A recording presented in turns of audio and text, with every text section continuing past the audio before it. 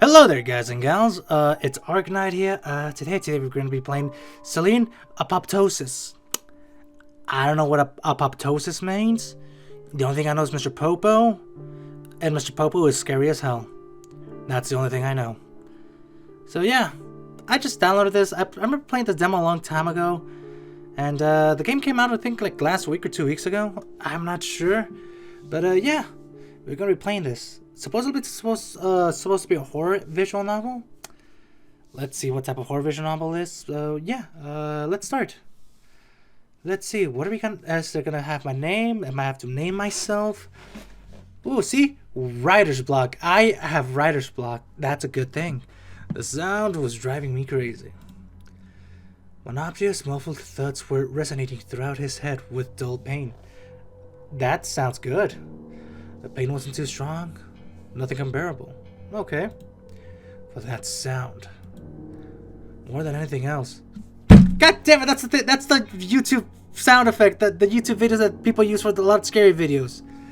More than anything else, he wanted that sound to just stop. Thud. Nevertheless, the knocking sound didn't end. Cool. He knew well enough because he himself was their origin. I don't know why I thought didn't was spelled wrong, but no, I think it's spelled right. Thud. Thud. Thud. Taking my medication's gonna go. The snows of his slippers was hitting the rear of his desk over and over again, like a huge fluffy moth frantically ramming against the window glass. That sounds hot. He wanted plenty of things. Like what?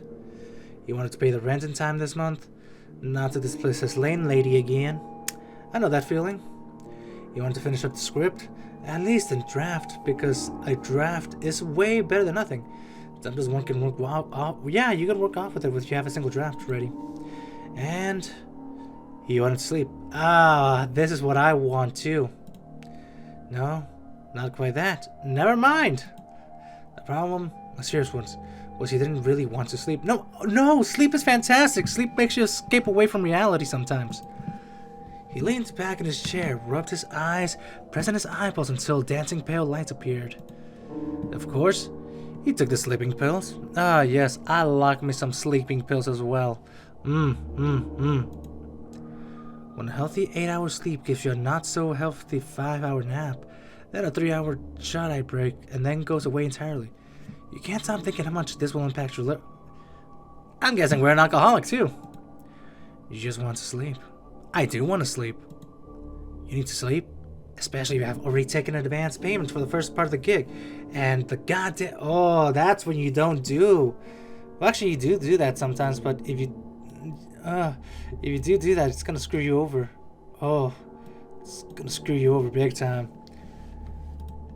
Yeah, no, I went back screen of death for a bit. Sorry about that. But, however, if the text couldn't, in fact, write itself somehow, he would probably just lose his job. ChatGPT exists now, so that's you're kind of fucked right there. You didn't have any illusions in that regard. Yeah, I was gonna say illustrations. I don't know why. As soon as Neutral Network gets smart enough, he and dozens of other ghostwriters will vanish into morning mist of a new era of literature.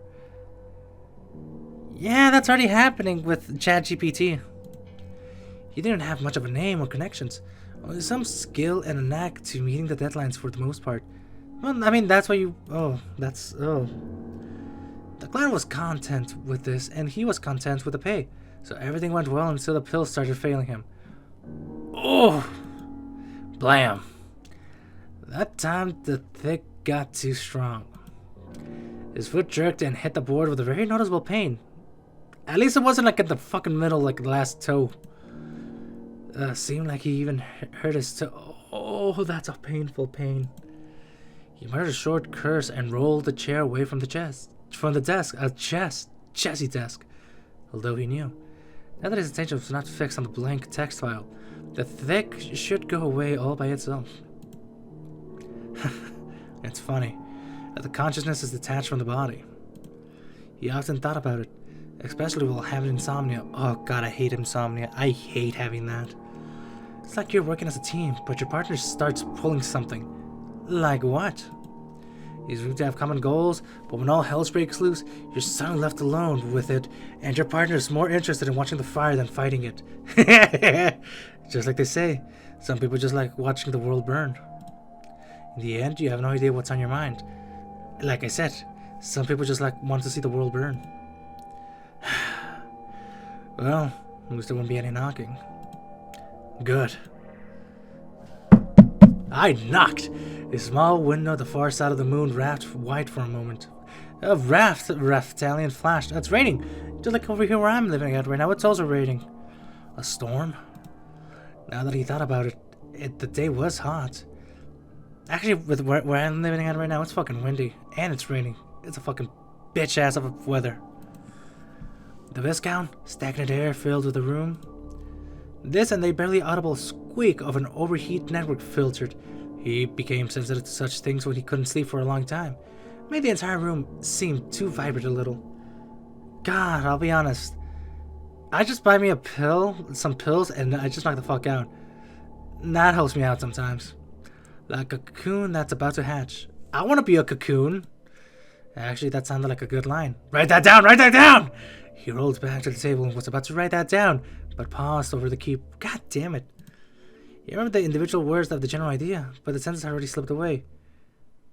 That's why you have a notebook instead of writing it on your desk or on your cell phone. It's like, that's how you do that. Oh god, I got flashed again. This time, the white light seemed to fill the entire room. Then a thunder followed, resembling a low gut roar of something large and famished. Oof. Good lord. Dude, you sound like you suck.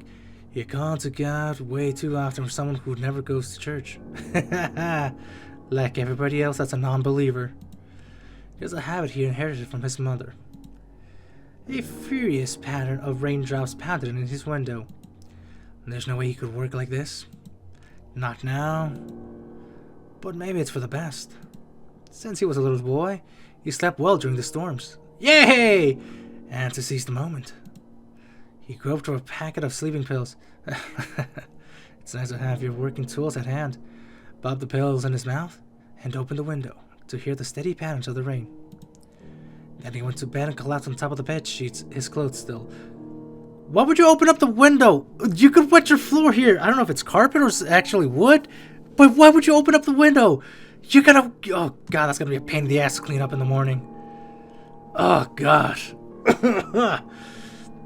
You could tell by the sound of water had flooded the window sill and it was trickling down. That's what I said! He decided that it was a small price to pay. No, it's not a small price to pay. It's not even your land. He felt a pleasant chill of cloth beneath his cheek. The wavering haze was gradually fading from the room. Yet the sleep did not come.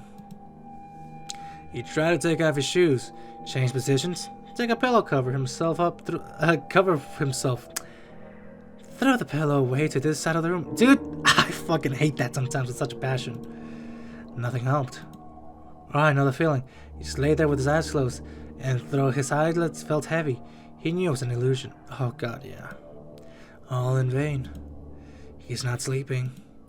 He can't sleep. Whoa! Thud. At first he thought he was imagining things. Well, we're dead. Thud, thud, thud. Something that knocked and paused, but it never stopped completely. The sound came from below, from the first floor. Someone was banging instantly on the door. And with each sound, he could feel the rage building up with a tick of hairs around his stomach. Dude, if I'm trying to sleep and somebody's knocking on my door at the goddamn middle of the night, I'm gonna kick someone's ass. It's simple as that. He is trying to sleep. Is it really that hard to just leave a man alone? At least at night. At least in the house that he pays for. Specifically so nobody that could bother him. He opened his eyes. Easy, just as he thought. Sprang to his feet and ran down the stairs. Well, time to go kick someone's ass. Something was boiling inside of him. Ooh, we're gonna snap! Halfway through the door, he took a turn to the cupboard and pulled out an old baseball... Oh, wait, a baseball bat. Well, actually, I don't even have a gun. Actually, I'll just get a knife. I'll get multiple knives. He wasn't likely to actually use it. He asked himself if he would, as he reached for the door handle. No, he certainly would, but he's angry. He wants a night's guest to learn it. Yeah, makes sense. What the hell? The rain was still pouring, or rather, it was actually getting stronger. And as his mother would say, and the floodgates of heaven tore open. His mother used to say a lot of things. I could tell that, son. And that was the only list of reasons why he had to rent this overpriced house, where anyone could start banging on the door in the middle of the night. Yeah! Oh, it's a nice plasma screen TV. Nice stereo surround sound. Or mono surround sound. A cat, for example. What the hell? What? Huh, he said it again. This time out loud. A cat was standing. This is a cat! A cat was standing on his porch. She looked like a purebred British short hair, in no respect, except for the color. Aside from the smoky gray head, it seemed as if she was dropped into a vat of white paint, while her lower part was dipped in a black one. That sounds nasty. Wet fur clung to her small, rather skinny body, dripping with water. The cat could have probably slipped into the house as soon as the door opened, but instead she froze, as she was waiting for the host to say something. Oh, that's good. Oh no, let's save a menu. We're gonna save. No, we're gonna save this, guys. You guys are seeing me. I'm saving. I don't want to screw myself over. I'd be like, let's close the door. But it's a cat. Screw it. We'll let her in. Raining cats and dogs. Hell yeah. I'm more of a. Actually, I'm actually kind of both person. It was cold outside. Much colder than one might think. He didn't feel angry anymore. Well, at least we'll let the kitty cat in. Actually, let's hide this. Whoa. Oh, she has stockings too. Wow. Nice. Nice indeed. Alright. Come in. He stepped aside, freeing the doorway. The cat didn't move. So, you don't want to, huh? He was supposed to say, fine then, close the door, go back to the second floor, and lie in a cervical half-sleep until morning. But he finally realized what was wrong. The bat. He threw it away, aiming for the sofa, but missed. The bat clanked on the floorboard. Ding, ding, ding. The cat followed into the darkness with her round yellow eyes. I want to see those yellow eyes! The sound didn't frighten her. He sighed. Look, I won't hurt you. Come on in if you want. The cat raised her eyes at him. Can I see the eyes? For the first time, he actually saw, and couldn't help admire, how big and yellow they were. The cat's pupils were also large and incredibly round, like 2 full moons in an eclipse. He was just about to close the door in front of the second time. The cat murmured something and flirted into the house, butting him with her wet head as she passed by. He smiled. What? Strictly speaking, at this very moment, his line had ended. As if the landlady found out, and he was sure she would, he'd have to look for a new place. Oh god, that sucks. There are plenty of lonely bored seniors at the neighborhood, he thought. And they only have 2 hobbies. Observing and reporting. This subject and the recipients aren't that important. Well, it's fine. Maybe he'd leave the suburbs.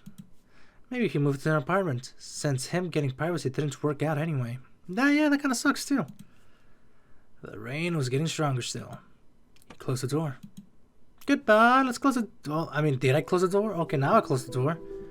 Now, what are we gonna do? The cat explored the house with cautious curiosity, stopping by different objects as if trying to understand their purpose. She's not a cat. That's a lake cat. Well, actually, it's a Neko, but still, though. Neko means cat still. God damn. Watching that was amusing. So amusing, he even forgot about the stain. When he remembered, he had already spread out, a dark spot of water in the place where the cat clung to him.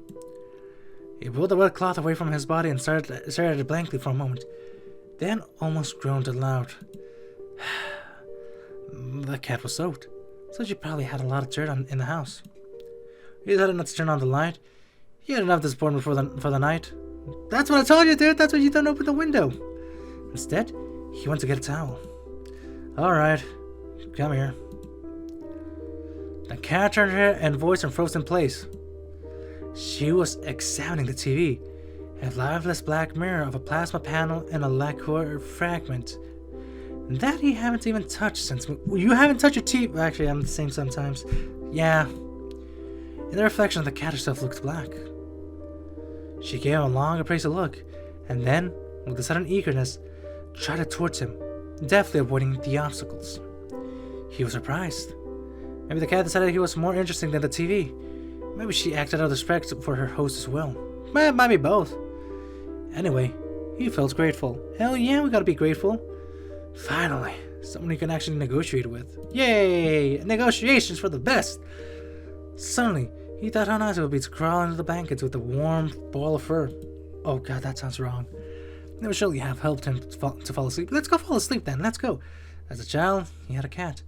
Gray, huge, brash, immensely ugly and equally beloved.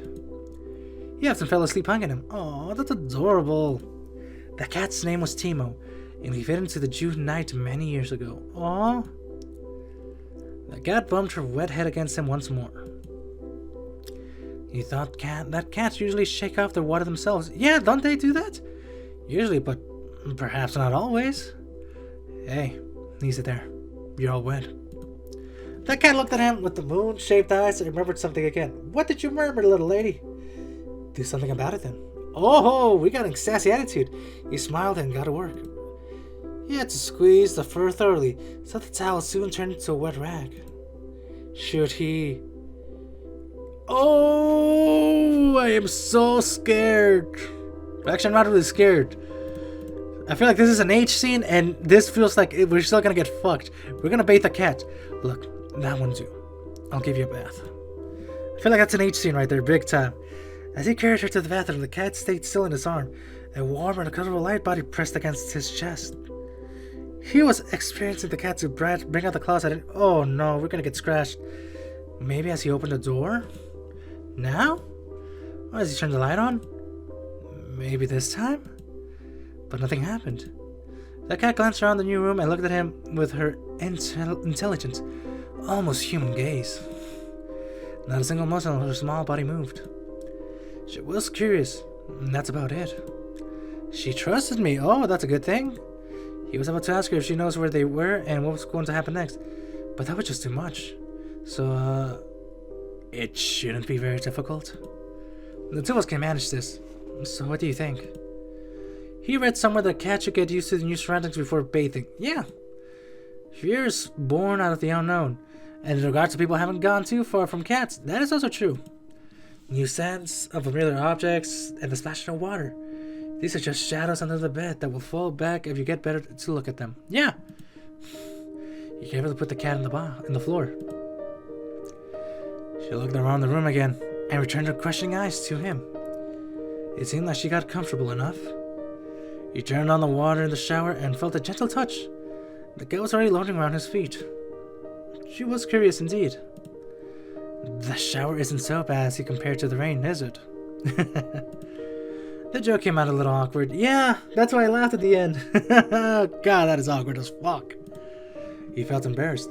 Hey, there. That's a... Did not know why either. I know why. I burped right now. Oh, no. Oh, God, no. No. I have to cut this out. Oh, my God, I do have to cut this out. God damn it. You guys can't see any of this. I have cut this out. Well, nothing's moving. Oh, she's just a cat. Yeah, she's just a cat. Maybe it was because of how the water glistened on her skin. Or she was looking at him from under half-lowered lashes. Dude, I can't see the cat's face. I want to see her face. She was actually watching. She met her eyes, and each time he felt burn through him. But the shame was thick and sweet. Dude, you just bathed. Yeah, I don't know what to say to this. He was a little dizzy. His hand slid over her smooth, wet skin, and each time he would ask himself, was it really necessary? Then he would feel her eyes on him, and his thoughts would melt, running down her thigh with the lantern, disappearing between her neat toes. I got toes. Oh God, that's a fetish. That's not good. The bathroom shimmered, molted, bright, pulsating with light. Or darkness. He felt he was losing. losing his balance, and he pulled his hands away, but she returned impressive with the wet, hot skin covered in a soapy veil. I can't show this. I can't show this. She guided it. Oh god, I can't show any of this. I can't do any of this. I'm a cat person! I got me an achievement saying I'm a cat person! He couldn't remember how he ended up in the living room again. The cat was napping peacefully in his arms. Oh, he absently ran his head down the cat's wet back, tracing the bumps of her spine with his fingers. I should get you some food. Let's see what I have. He got up, which was a tad bit difficult. Nothing he couldn't handle. Still, his body felt unsurely heavy and unwieldy. Oh god, she's taking her life force. He had to be given the cat something to eat. He lay downward afterwards then. Hell, maybe he'll even fall asleep. Maybe he should have gotten a cat from very much earlier. A ball of fur with a pair of moon eyes and a velvety voice that you can always negotiate with. No! Bad cat! Meow! Oh, screw you too, cat. And that's about it. That's kind of funny. I argued to myself in the game said, like, yeah, that's about it. He couldn't avoid all the suffering if he only had a cat. Well, I mean, we could have. We should have. But we didn't do jack shit of that. Okay, we see right here. We're looking. The kitchen blurred before his eyes. Oh, he forgot the refrigerator and opened it. Squinting from the light and leaning to the floor and way farther than he was supposed to. Dude, you know I hate that with such a passion. Do you guys hate that? If you guys wake up like in the middle of the night, you're like, oh, I gotta get me something to drink. You get up, you go out. Oh my god, I'm so sorry. God, I'm falling asleep. That's not a good thing. But you know, you get up, you try to get something to drink from the refrigerator, or like you're gonna get a water. When you turn the line, you get flashbanged. Oh god, I hate getting flashbanged. The lady was around at this time. She had told him exactly so. Don't lean on the door. After all, this is her house and her refrigerator. And everything should be neat and tight in case she has to move new tenants in. Perhaps the lady would have even warned him about the milk. The milk itself is completely harmless. Unless, of course, you're allergic to lactose. But there's a kind of special lactose-free milk, right? Yeah, there is. There's a type of like almond milk. Almond milk is for lactose-free people. Which I'll be honest, I think I know how you do it. I think I know how you do almond milk. I think. What matters is the bottle. And that is also true. Bottles, much like cats, can vary greatly. But this particular one was made of glass. Ooh, oh, we're going old school. If only the landlady was here, she would probably told him not to touch the bottle, because he's falling onto the floor, and the bottle might break, and then the milk will spill, and we'll have nothing to feed the nice cat he found. Or rather, it was her who found him. Then very timely, because he was lying on the floor. What? He had been lying on the floor for some time. He would have been lying still if he hadn't felt the light touch of something hot and rough around. Did we just knock out again? It was almost like a dream. Although, of course, compared to sleep with fainting, it's quite correct. No matter how much you look at it. Oh my god, we fainted. The floor beneath him was surprisingly hard, cold and wet. Wet? He felt all those three qualities clearly and was afraid of imagining what would happen if he tried to move. I think we wet ourselves, but he had to move, one way or another. At least to see what's up, because something hot and rough was still sliding up his cheek, gradually creeping up to his ear. He felt a warm breath, and then a cautious bite. Ouch! He jumped to the spot. A shadow rushed to the side and then calmly began to lap a milk from the puddle. I don't know if I can show this. I don't think I can show this. Oh my god, I didn't get the R18 patch. What the fuck? 1, 2, 3, 4, 5, 6. She has 1, 2, 3, 4, 5, 6. Oh my gosh, she has 6 toes. The cat. What are you doing? That cat looked at him briefly and licked her lips. There's audio in this. Alright, alright. Why do you mean I need to be so dramatic? 猫でもないのに、そんな状態で寝転んでるなんてね。I'll be like, well, excuse me, princess. I have not been able to sleep for these past couple of days, and I am knocking myself out right now with this bottle. それに、ミルク漬けになってるし。Is that a good thing or a bad thing? Well, I mean, you're right. I let you down and had to get my punishment. I let myself down too.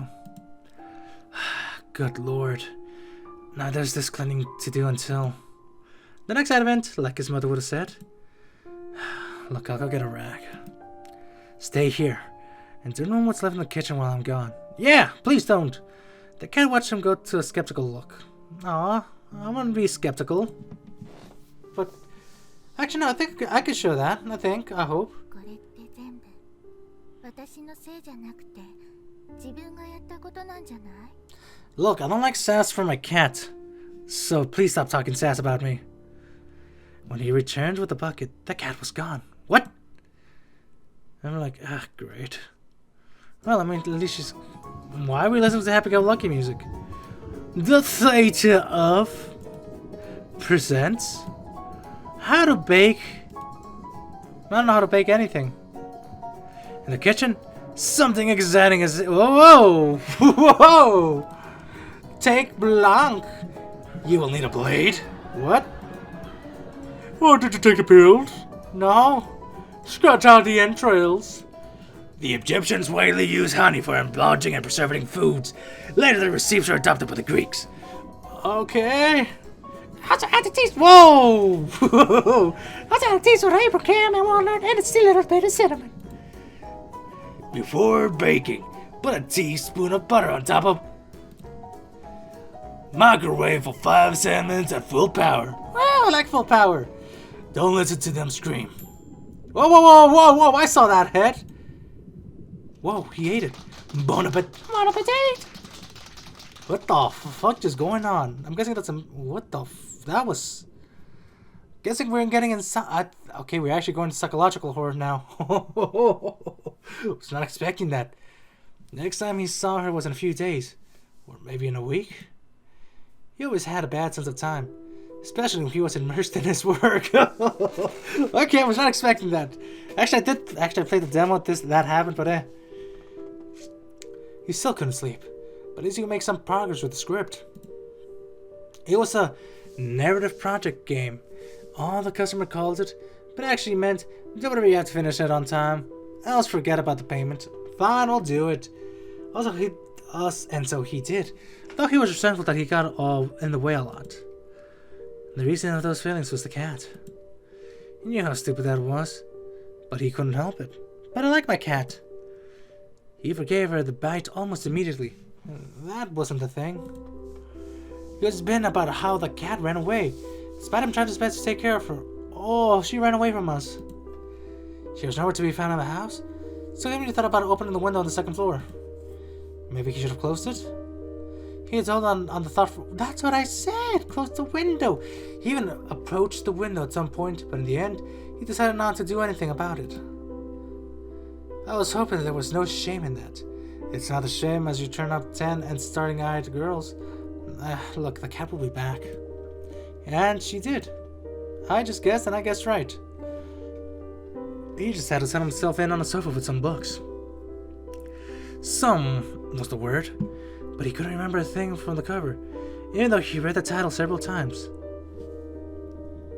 The symbol were floating before his eyes, and of course, he couldn't make out a word. No wonder, considering he didn't sleep at all. When do you think about it, it was surprising he could write in this state.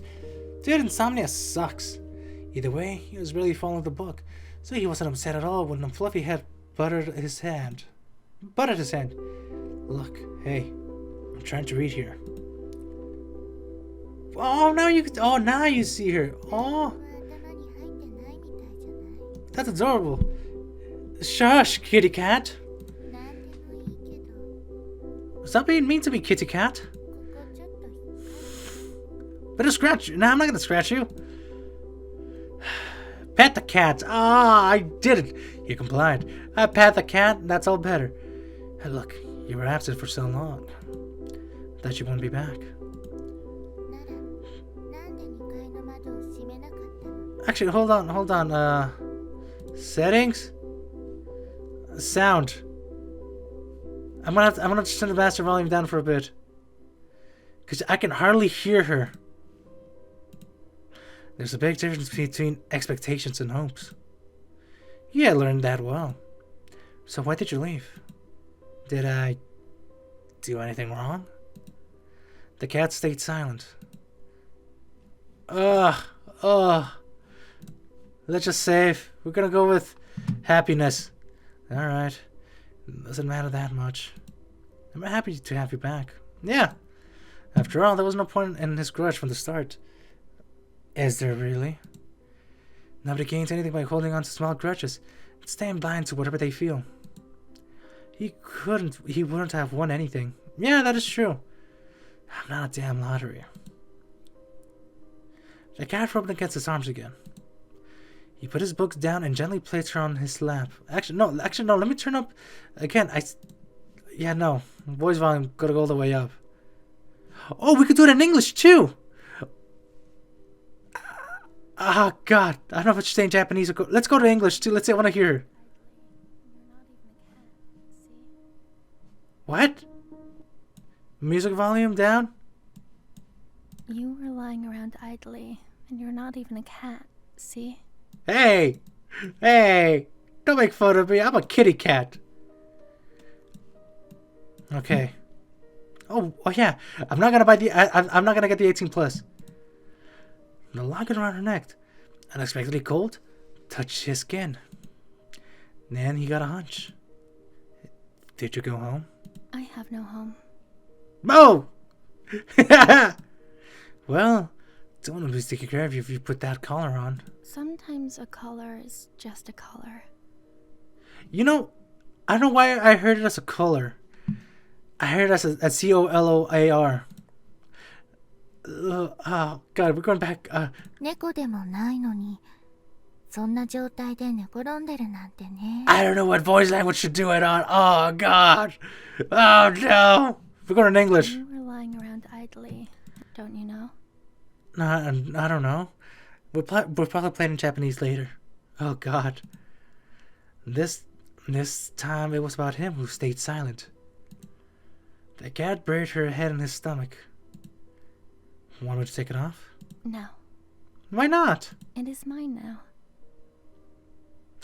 God damn it, I don't know if I should play it in English or Japanese, god damn it. Besides, it's easier this way if I catch someone's eye on the streets. And we're gonna become a senpai in the sheets. You nodded because you think about it. That was a reasonable choice. Aw. The cat's fur was thick and smooth, very pleasant to the touch. He wanted to bury his face in it, find out what it smelled like. Oh, what she smelled like. Do you have a name? Of course. And what is it? Everything has a name. I don't. I'm the man with no name. And what's yours? The cat looked at her carefully with the bright yellow eyes, as if saying, take a guess. But she didn't actually say anything. On her locket there was a small engraving, a crescent moon that was dimly shining in the pale light coming out of the window. Selene. The cat looked up at him, and her pupils flickered until 2 full moons in an eclipse. Then she rubbed against his arm one last time, and stood up, arching her back. Don't close the window on the 2nd floor. No, we're gonna close the window on the 2nd floor. I will. No, we will. I will. I want to close it. Why would you close it? It's gonna rain again, and then we're gonna have to clean up that shit again. I don't want to clean up. But she left. But the name stayed with him, and around the house. Oh, Selene. So humbled, the glass, white in the moonlight. So whispered the long shadows of the branches outside the window. No, we're gonna save. Oh, God, why are you giving me too many choices, Gabe? Oh, God. We're gonna focus on the name. What is Selene? For some reason, the question bothered him. He vaguely remembered it had something to do with the mythology. Such things never caught on his interest, but fortunately he knew something he could turn to. The internet! We've taken out our phone. We're gonna look up the name Selene on my phone right now. What the fuck?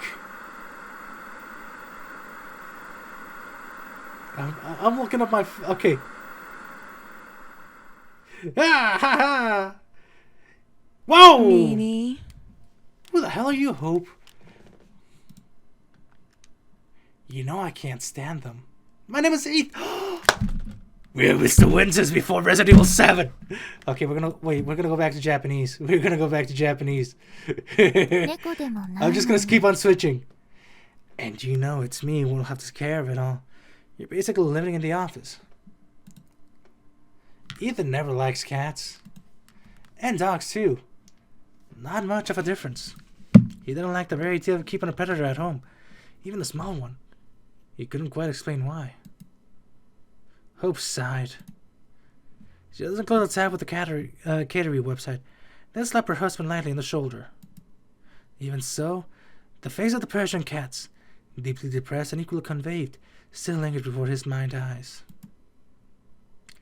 He then held up his hands in a conciliatory gesture. He knew it wasn't over yet. Hope is not the one to give up this easily. She never was. And for him, there was something incredibly appealing about it. Whoa! Ooh, I like those type of bossy ladies. Come to think of it, quite possible it'll be him who capitulates in the end. In a relationship, you always have to sacrifice something. Yeah, something's got to give and something's got to take. In 4.5 years, you're in 5 according to Hope. You learned this quite well. just like Mr. New Vegas said. See, sometimes you gotta give and sometimes you gotta take. Suddenly Hope frowned, looking at the screen. メールが来たみたい。よく読めないけど。 What do you mean it's a tough one? 仕事用のメールボックスだわ。 Oh, just got it. Okay, cool, let's read it. Let me see it. Oh man, I hope it's a new project. The Middle Ages are fine and all, but they are about to start pouring out of my ears. Army of Darkness 2! Darkened Army.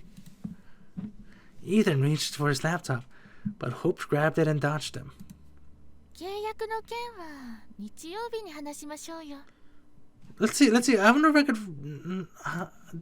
You were lying around idly. Ah! What? Ah! The hell did I do? So, which one of us is all work and no play? I hear the echo in the background of the audio. Oh God. Maybe I should reverb mine. I don't know. Well, such are the benefits of freelance. Come on. Give it back. Hope giggled and leaned over in the armrest, hanging over the floor. Hope's defenses withstood several more attacks. Each time Ethan thought the laptop would definitely hit the floor. No! Dude, if my laptop hit the floor, I'll be like, well, looks like someone's not getting their wedding present now. Then she gave Ethan a peek on the cheek and slid it to the couch. The laptop returned to its owner. Oh, thank God. All right. I give up. You give up? You give up? I mean, what if they actually give you a new contract, but the same old Middle Ages? Wait, you're the one supposed to say it. Now why didn't you say that, Hope? Yeah, it's a hilarious one, actually. But there was nothing about the Middle Ages in the letter, not to mention a payment, too. Ethan read it several times. Leaving the formalities aside, there was one question in the letter. What would that question be? Ethan, or rather, part of him that was responsible for finding the accurate answer, got real engaged by the wording. What is Selene? Ethan rolled the question around in his mouth, as if tasting it. At a glance, the answer was simple. Ethan's real passion for the early Renaissance. But he was a history consultant after all. I mean, at least he likes to think of himself that way. The agency was paying him for a reason. Okay.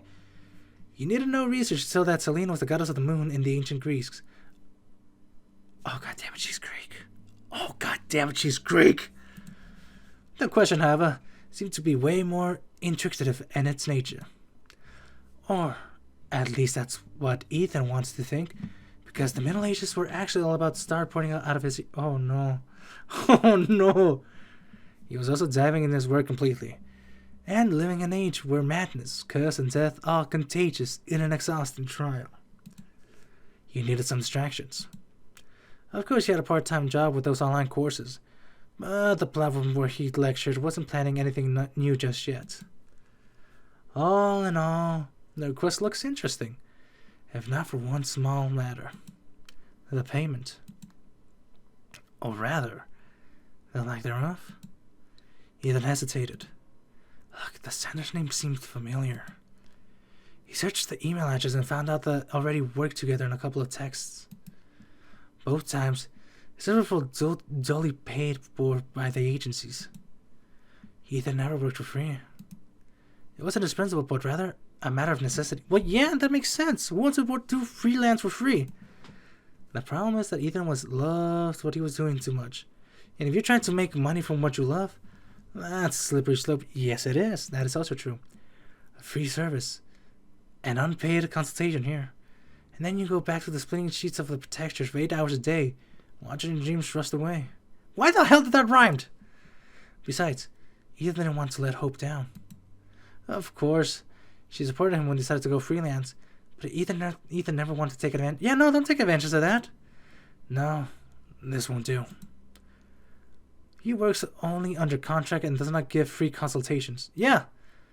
Just as you're about to give up that response, Hope's head popped from behind the door. Are you coming? Baby, I am coming. Nice. That was an easy joke. God damn it. On the walk, Hope brought up the cat a few more times. Ethan protested absently. His thoughts went back to the letter again and again. To that question. The more he thought about it, the more he wanted to find the answers. It was no longer a matter of helping an acquaintance whose name Ethan immediately forgot. No. It was Ethan himself who needed a little help with distractions. And an answer. Well, let's go find our answers, baby boy. That was a weird thing to do, but Ethan waited until Hope was fast asleep. Only then did he sneak over to his laptop and write his response. Certainly he had no real answers as of yet. He uttered a few dozen polite words, the general meaning of which he was, taking up the case. Then he clicked send. When Ethan returned to bed, Hope was still breathing slow and deep. He listened to her breathe for a while now, trying to think about if he had broke his own... Oh, why'd you break your own rule, bro? After all, he really needed this distraction. No matter the strength of your affection, sooner or later you will need to take a break. Well, yeah, that's the whole point. It was another thing he had learned over the past 4.5 years. Well, yeah, if you don't take a break, you're fucked. If Ethan had to point out the things that started off, he would still say it was on Saturday. That is, about a week after the first letter. But this, of course, won't be accurate. Those weird things that started happening almost immediately after he pressed the send button. Oh no. Oh no. The first night he saw a room in his dreams. Whoa. Whoa. That's a couch. Baby couch. Let's sit down on the bread couch. Let's sit. Oh god, we're on a casting couch. A chipped white ceiling and similar rough walls lit with fluorescent lamps. Ethan couldn't see the lamps themselves, but he recognized the cold, shimmering light. There are the newest lamps in the office. Oh god, it is casting couch. The light filled the room to the brim.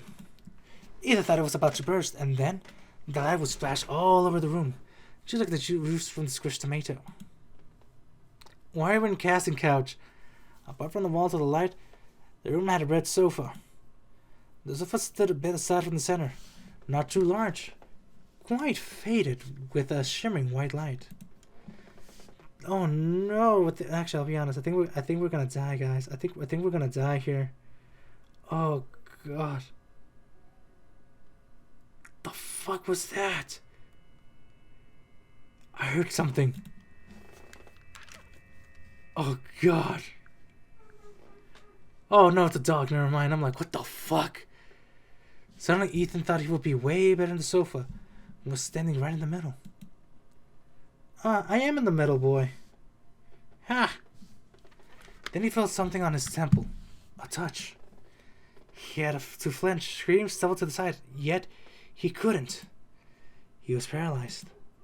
Only his eyes could move, and they desperately tried to reach beyond his field of vision, where something was touching his temple. He then felt a faint flow of the air, something was whispering in his ear. He didn't hear a whisper. Just one word. He no longer remember what the word was when he jumped in his bed, gasping for air. Hope remembered something when her sleep and turned to the other side. Look, it took a long time to get back to sleep, but by morning Ethan did pass out. When he woke up, the dream wiped out of his mind pretty quick. The task at hand interested him so much that some muck spilling out of his subconscious. He was thinking about the task while chewing on the morning toast, driving to the bank, and all the way back. It was just like a Christmas present waiting for him in the closet. The more you tell yourself you shouldn't think about it, the more you do. At home, Ethan tried to stick to his plan, work on the project he was paid for, but ended up sitting over a single report for several hours. He couldn't. Oh God, so weird, Ethan. Look, to hell with this. After all, he was done with his current project. Okay. It would be much a problem if he presented the results a bit later, wouldn't it? Besides, it really was time for him to get a breather. One can't be spending so much time in the world where madness, curse, and death are contagious. Ooh, curses, curses, curses, curses. Look, to hell with this. Ethan thought he could close the file on the project he was paid for. Did we close it? There was plenty of information, but Ethan knew he would not get an answer right away. Why not? The accurate answers, just like the precious pearls, lay to the depths. He had to go down to the very bottom. Oh God, we're going eyes deep. Ethan wasn't afraid. He had done it many times. His counterpart might have to wait a week or so, but Ethan knew he'll manage to crack the riddle. Was not expecting that. Oh, was not expecting that. What the heck? What? Wait, what? He didn't know what else he could find in those great depths. At some point into this investigation, things started happening. He started hearing sparse faces, even though he never turned on the TV or radio. And Hope wasn't even at home. When he sat on the front screen again, once a connection to the dots his research, he could feel something looking at the back of his head. Oh God, well yeah, you could see the fucking painting. When he turned around, of course, there was no one in the room. What the fuck? I saw that. Eventually, he thought himself not to turn around. He just got angry and pushed fingers in his temple when the familiar feeling appeared again. Oh God, what the fuck? I saw that slippery slope right here. He started losing things. Or rather, things would disappear and then appear in the strangest places. One day he found his pencil in the freezer, stuck in the minced meat briquette. Even when the briquette melted down, he could have pulled the whole pencil out. All Ethan was got a bloody stump. Ooh, that's gotta hurt. Oh God, that's gotta hurt. Ah. What's up with the painting? I saw the painting switch. At the point he couldn't stop and think. What the hell was that, right? I saw something over here right now. But by the distraction with the coffee maker and mindset of jump the trash bin. No, I swear to God I saw something over here right now. Oh no. No. Whoa. There was something wrong with the shadows too. Yeah, I know I saw that shadow. They became sharper, thicker, and deeper. And it was in the case of the whole apartment. Sometimes they moved. Look, of course, Ethan only felt the way they were moving. It couldn't have been the other way. Ethan didn't really pay attention to any of this, just like he did with that dream he had. All of that seemed very familiar, as he already expressed similar things during the periods of intense work, when his nervous system was exhausted by the workload. Oh my God. There was always a rational explanation. Stress, those much more environment-friendly light bulbs that Hope had installed all around the apartment. Oh God, I miss old school light bulbs. Besides, it's so easy to dismiss the sort of things that you were deeply invested into something. What the fuck was that? And the question really got into Ethan involved. Every time he seemed to get into it, his thought went off, like it was climbing a rock, but the safe ledge suddenly turned slippery. And then next thing he knew, he's at the bottom again. He never faced anything like this during his previous research. There were times that he had spent weeks or months looking for the right answer. Those were the tricky cases, but at least he could always tell how his research progressed. This time, he was stumbling in his tracks, without knowing why, And that was all he could tell. Oh, God. What the fuck is going on? The week was over, but he still nothing to send back to his contact. In his reply, Ethan just asked a couple of questions. None that he was really interested in. Just a courtesy. Oh my God, that scared me. And that's how surprisingly exact email conversation started. With this, Ethan's contact grew to be someone more. Something of a friend, maybe. He never asked how Ethan's work was progressing. That was the question Ethan asked himself. And the answer was never good for him. Oh my God. Oh my God. I'm a scared boy now.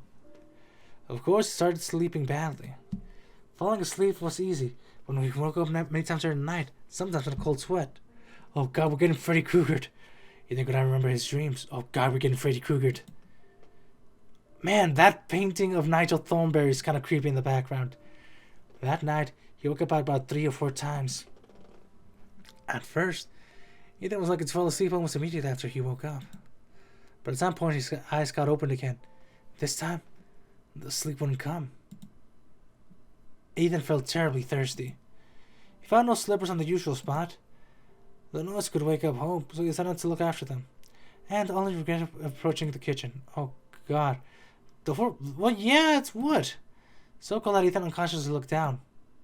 Oh, no, don't you dare look. Don't you dare. What the fuck? What the fuck's wrong with my shadow? What the hell is wrong with my shadow? And when he looked up again, he saw a shadow. No doubt the shadow belonged to a woman. Yeah, no shit, a naked woman. Ethan could clearly see the point of her nipples and the shadow turned around. Yeah, I could see that. No wonder it's freezing cold here. Dude, we're dying. We're dying big time. The shadow moved slowly against the wall, floating in a rectangular pool filled with moonlight. She was dancing. She was dancing and mumbling sounds in Ethan's ear with the music. Ethan was watching her, unable to move. He was paralyzed just like he was back in his dreams. But he did not remember it. At the moment, he didn't remember anything at all. He could just think about anything at all. What the hell is going on? He felt an itch in his eye and the momentary urge to blink. And we blink. For a fraction of a second, he could only see a thick, viscous darkness. When he opened his eyes again, there was no shadow anymore. That's where you get a cell phone. That's where you take your cell phone with you. The glow reticle shifted from his place and now it lays on the kitchen floor, at Ethan's feet. He could see the cold white light falling through the seams between the tiles on the floor. For some reason, he took a deep breath and stepped forward onto the rectangular light. Nothing happened. And what the hell was supposed to happen? What the hell did we see? Did he really? No, I think we're just going insane already. He was deeper in the room. A much bolder.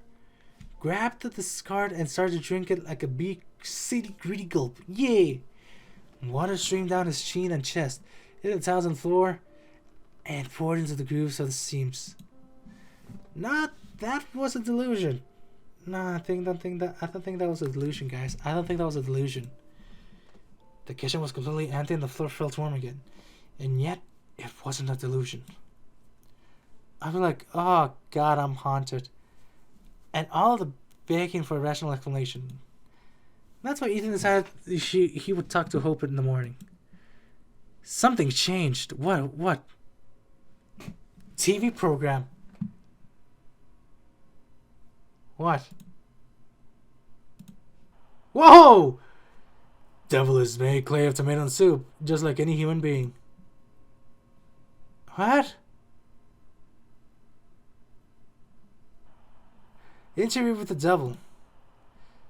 It's getting late and then I come. She served tomato soup. She used to serve me other things, but not anymore. Can I go back? Alright, that's kind of creepy. That's kind of creepy. They're giving me the Joker smile. Oh God, they're giving me the Joker smile. Oh, they actually do give you that. Oh, cool. 69. Nice. Did you give anyone the apartment keys? Wait, what's theirs? May 3rd. Mom was acting funny. And it smells funny too. She said she loves me all the time, a little bit. When she was like that. Is it raining? What the fuck is going on? I just noticed up here. I didn't know that. What? Ah! My ear! Hope froze up with a couple of lips and blinked several times. Maybe you let someone in? I didn't. No. That's a suspicious note on my end. What's with those questions? That was kind of suspicious as hell from my end because, like, that sounds like I didn't. No, that sounds like, oh god, we're getting NTR'd. God damn it, I don't want to be NTR'd. I feel like someone is visiting our place. What do you mean? Oh god, she's getting defensive. What exactly what I said? It's been a while since I started noticing some random things vanish, and yesterday I... Hope frowned. She looked at Ethan as a toad flipped out of his mouth. Yesterday, you... What? That mic voice. Oh, don't get me wrong. It's all good, but it was like, yesterday, you... What? That's how I... Oh, God, that's how I heard it. Oh, God. I'm sorry about that, guys. I'm sorry. Let's... God. I don't want to be mean to Hope, but... And let's say it bluntly. I saw someone in the kitchen last night. Some... girl. The deep line in Hope's forehead disappeared. She leaned back in her chair and laughed, throwing her head back. What a show you put on. Ooh, we said it was a guy who did something else. Okay, fine, I confess. I did steal your cupcake. No. I mean, am I supposed to? No, I mean, it's not. No, I'm not joking around right now. I barely see you lately, so sweet pastries are my best shot to get some fun at night. No, I'm gonna be like, no, you were asleep. Damn, I didn't realize you still remembered that cupcakes even exist. I'd be like, you were asleep, and I went outside, and I saw someone. It was lying around the fridge for what? 3 days? Why are you being such a sassy bitch to me right now? Hope glared at Ethan, expecting him to start laughing too. Yet he still looks very serious. I'm like, I'm not joking around right now. She noticed for the first time and the whites of his eyes were pinkish and full of broken caterpillars. Her smile slowly faded. Come on. Maybe you left the keys unattended somewhere? I always leave my keys when I'm in the office. But I'm pretty sure there's no cat burglars among my colleagues. Then what the hell was that? Come to think of it, we should have hired a bunch. Okay. That'd balance the risk of going broke we have on a monthly basis. I'm not joking around though. You sure none of your colleagues would play a joke on us? A joke? Yeah, a joke. Good God, Ethan. You look like you're about to eat me alive. We're just being honest. Take a bun instead. Tastes better, trust me. Fine, I'll grab a boob. Hope pulls her chair closer to Ethan and took his hand. Please, hon, promise me you'll take a break after that project of yours is finished. I don't know, I just switch back to Japanese. I hear the mic popping a lot. I know I do mic popping sometimes, but I do it on purpose. I mean, one psycho is enough for our family.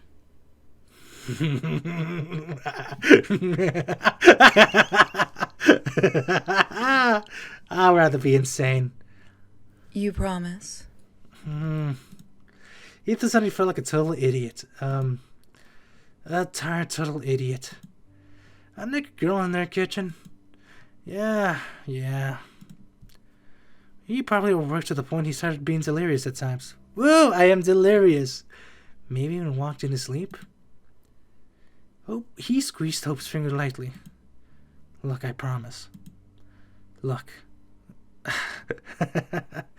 I'm an idiot. I'd probably stopped seeing the difference between dream and reality. Why don't you call Laura? No, I don't want to go lower. No.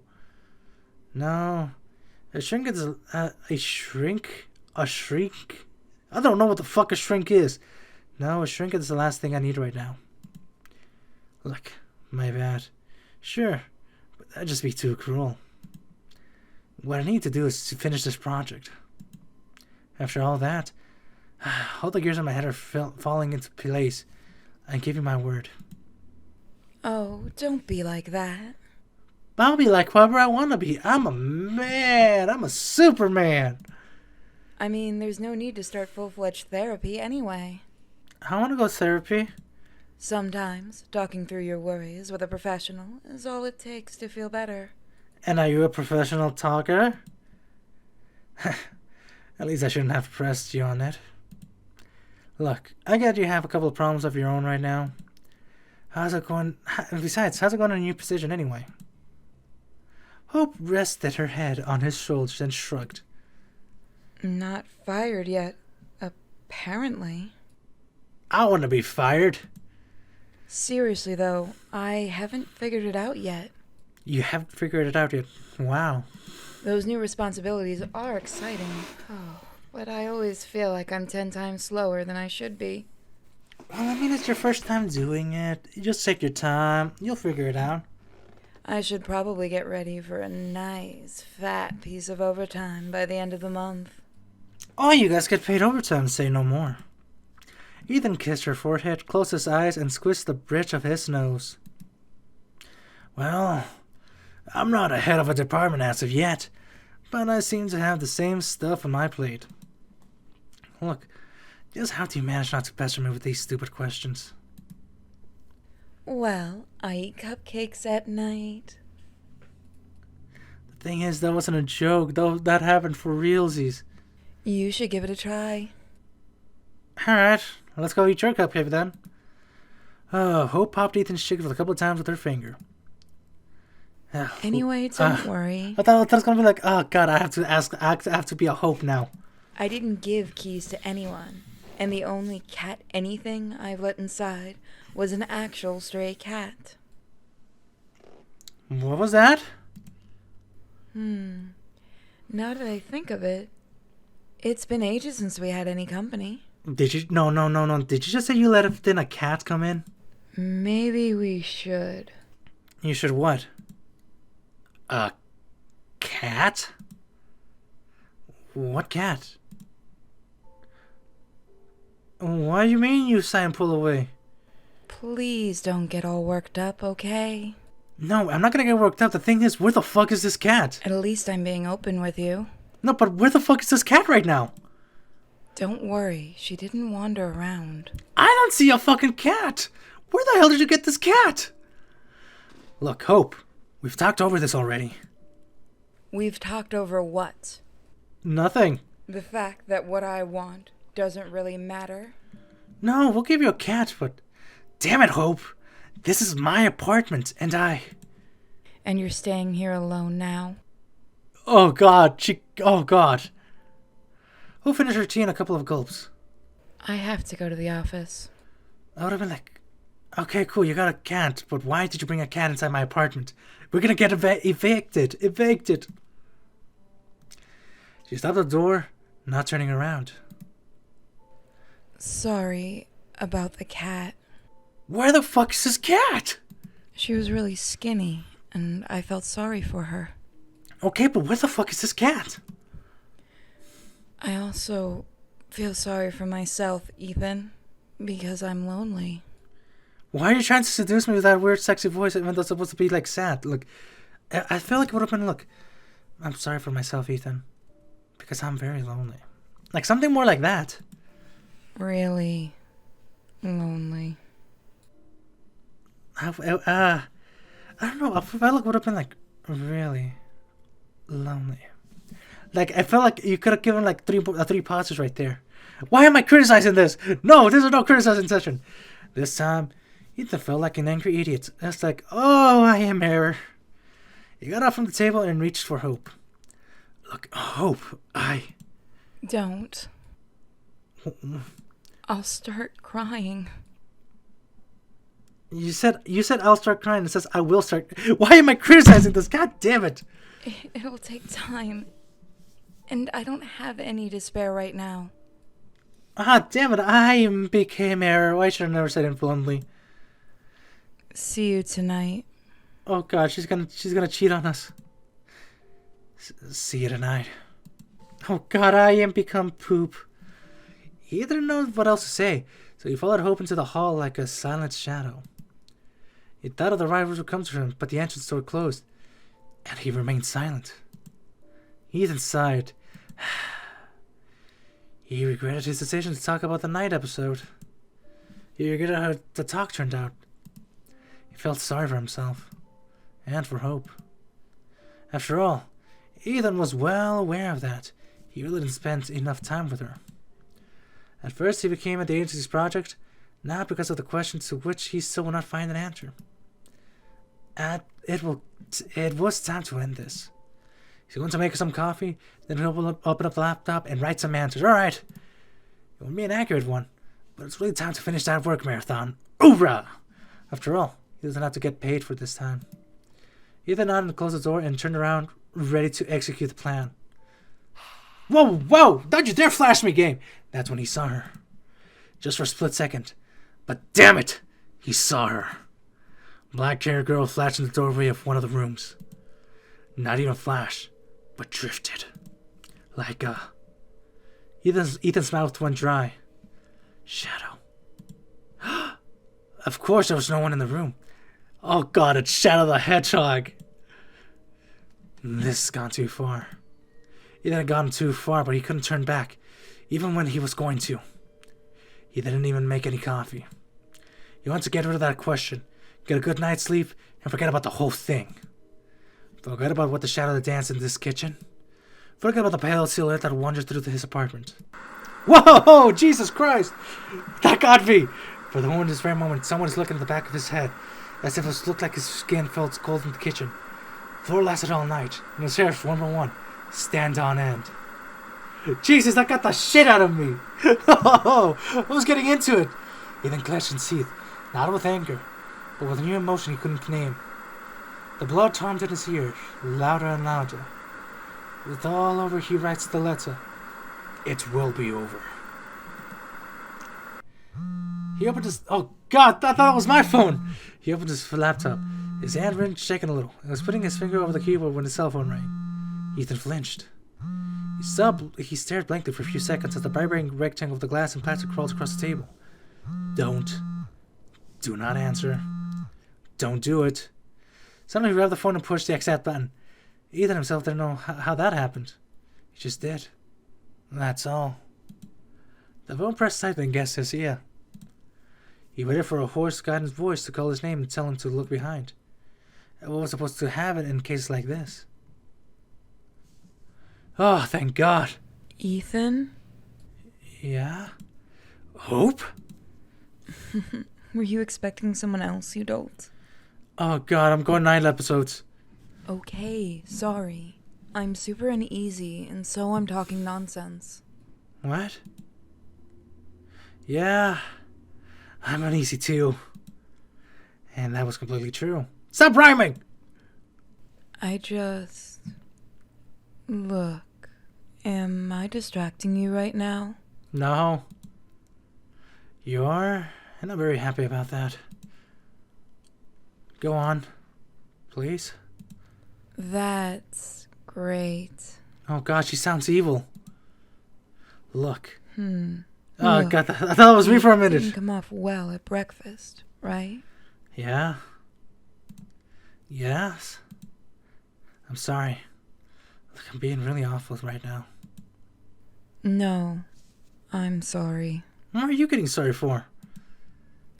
Both of us have it hard now, so let's try not to fight, okay? Look. Great idea. Why don't we go out tonight? That sounds fantastic. Save for groceries? Cool, let's go. Counts as going out, if you ask me. Alright, we'll go. Happy I'll go go lucky. crazy being cooped up like that. Oh, all these squares make a circle. Oh, so that's what's driving me nuts. Sounds good. Should go out for zucchini more often? It's like, shouldn't we go? Do you want to go out for zucchini more often? So what do you say? Sure, let's do it. Okay, we're going to buy all the zucchini tonight. Ooh. Hope laughed. I don't like zucchini. I never tried it to begin with. He didn't realize that the blood wasn't buzzing into his ear. No one was looking in the back of his head, and if he turned around, he would only see Hope's sock that was left on the chair again. Hope? Hmm? I love you. I love you too, very much. That sounds very sexual. You're giving me too much sexual energy right now. See you tonight. Alright, I'll see you later. After finishing the call, he turned around. Oh, God. The sock was resting peacefully in the chair, which meant everything was okay. He went back to the mail and only noticed several new letters. 2 of them were from his counterpart. He then hesitated. He had already decided on his course of action, concerning the question, so there was no harm taking a look. He wouldn't feel any guilt. No, that's where we're gonna fuck up even more. They're all he already done so far than he should have. Of course, he is a lifesaver for those waiting to sell his book, mentioning historical accuracy, but having no intention to pay it for it properly. And so what? He doesn't have to do the perfect job for free. Hell, he doesn't even have to work for free. That's what Ethan thought. And then he opened the letter and he got a chance his highly reasonable decision. His counterpart was asking how soon he would get an answer. So, what happened after all? The tone was very polite and apologetic. He wasn't expecting anything, but he really needed the help of someone competent. According to the emails, he wasn't doing very well. The poor man had suffered from insomnia for an insane amount of time, and it seemed that he, too, began imagining things. It was as if Ethan saw himself from the outside. He suddenly felt very sorry for his acquaintance. I knew it! That was me! Of course, he had begun to feel sorry for him earlier, but now Ethan felt a sharp, bitter pity. He realized that if he helps his acquaintance, he will help himself. But if he steps back now, what is the value of a specialist who's afraid of a little challenge? Yeah, I want to be a little challenge. As Hope once said, the career ladder is made up of thorns. Of course, he is no longer worked in an office, but professional growth requires twice as much effort if you're self-employed. I shouldn't have eaten the goddamn pancakes. Goddamn, I'm burping a lot. And besides, Ethan had Hope. Hope who will never give in so easily and forget her socks on the chair. Hope who loves him very much. Hope who will go to the store with him tonight because being cooped up like that drives one crazy. This must be what's happening to his acquaintance right now. Ethan had to help him. Not because of money, but because he could, and because he was the right thing to do. They will both finish their projects, and they will have a good time, a good rest. Hell yeah, we are. Let's go do it. They might even go out for a glass of beer together. Yeah, let's go to the bar. So Ethan thought, and got back to the cushion with a newfound strength. The pages of the book did not rustle from the far corner of the room. The shadows weren't wandering in the corridor, and certainly no one looked at the back of his head until the evening. And in the evening, Hope came back. Yay! Hope looked up in the front of the magazine and leaned over the arms rest. You had a call from the agency? No. Ethan just got back from the shower. He froze in place, clutching the towel at his waist. Something cold stirred uncomfortably in his stomach. The project.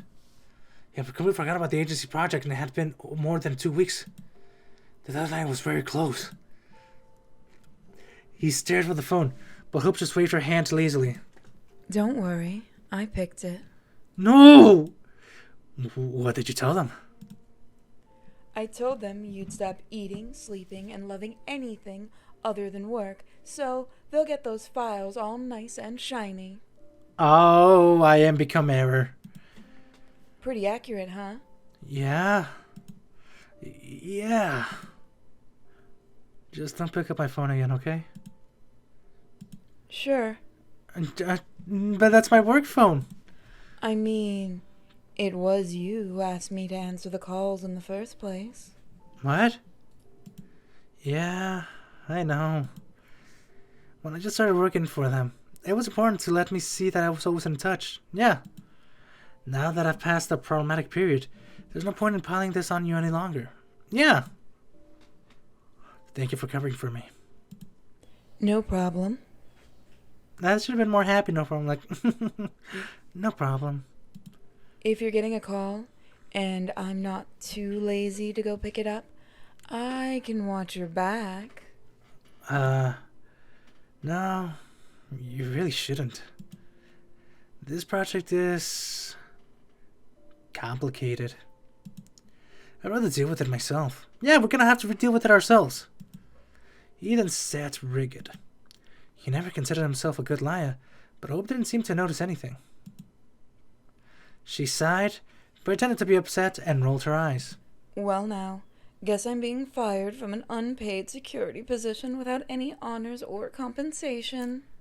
Oh, ha ha, I'll compensate for you something else later. Capitalism sucks. Time to go communist, my friend. Whoa!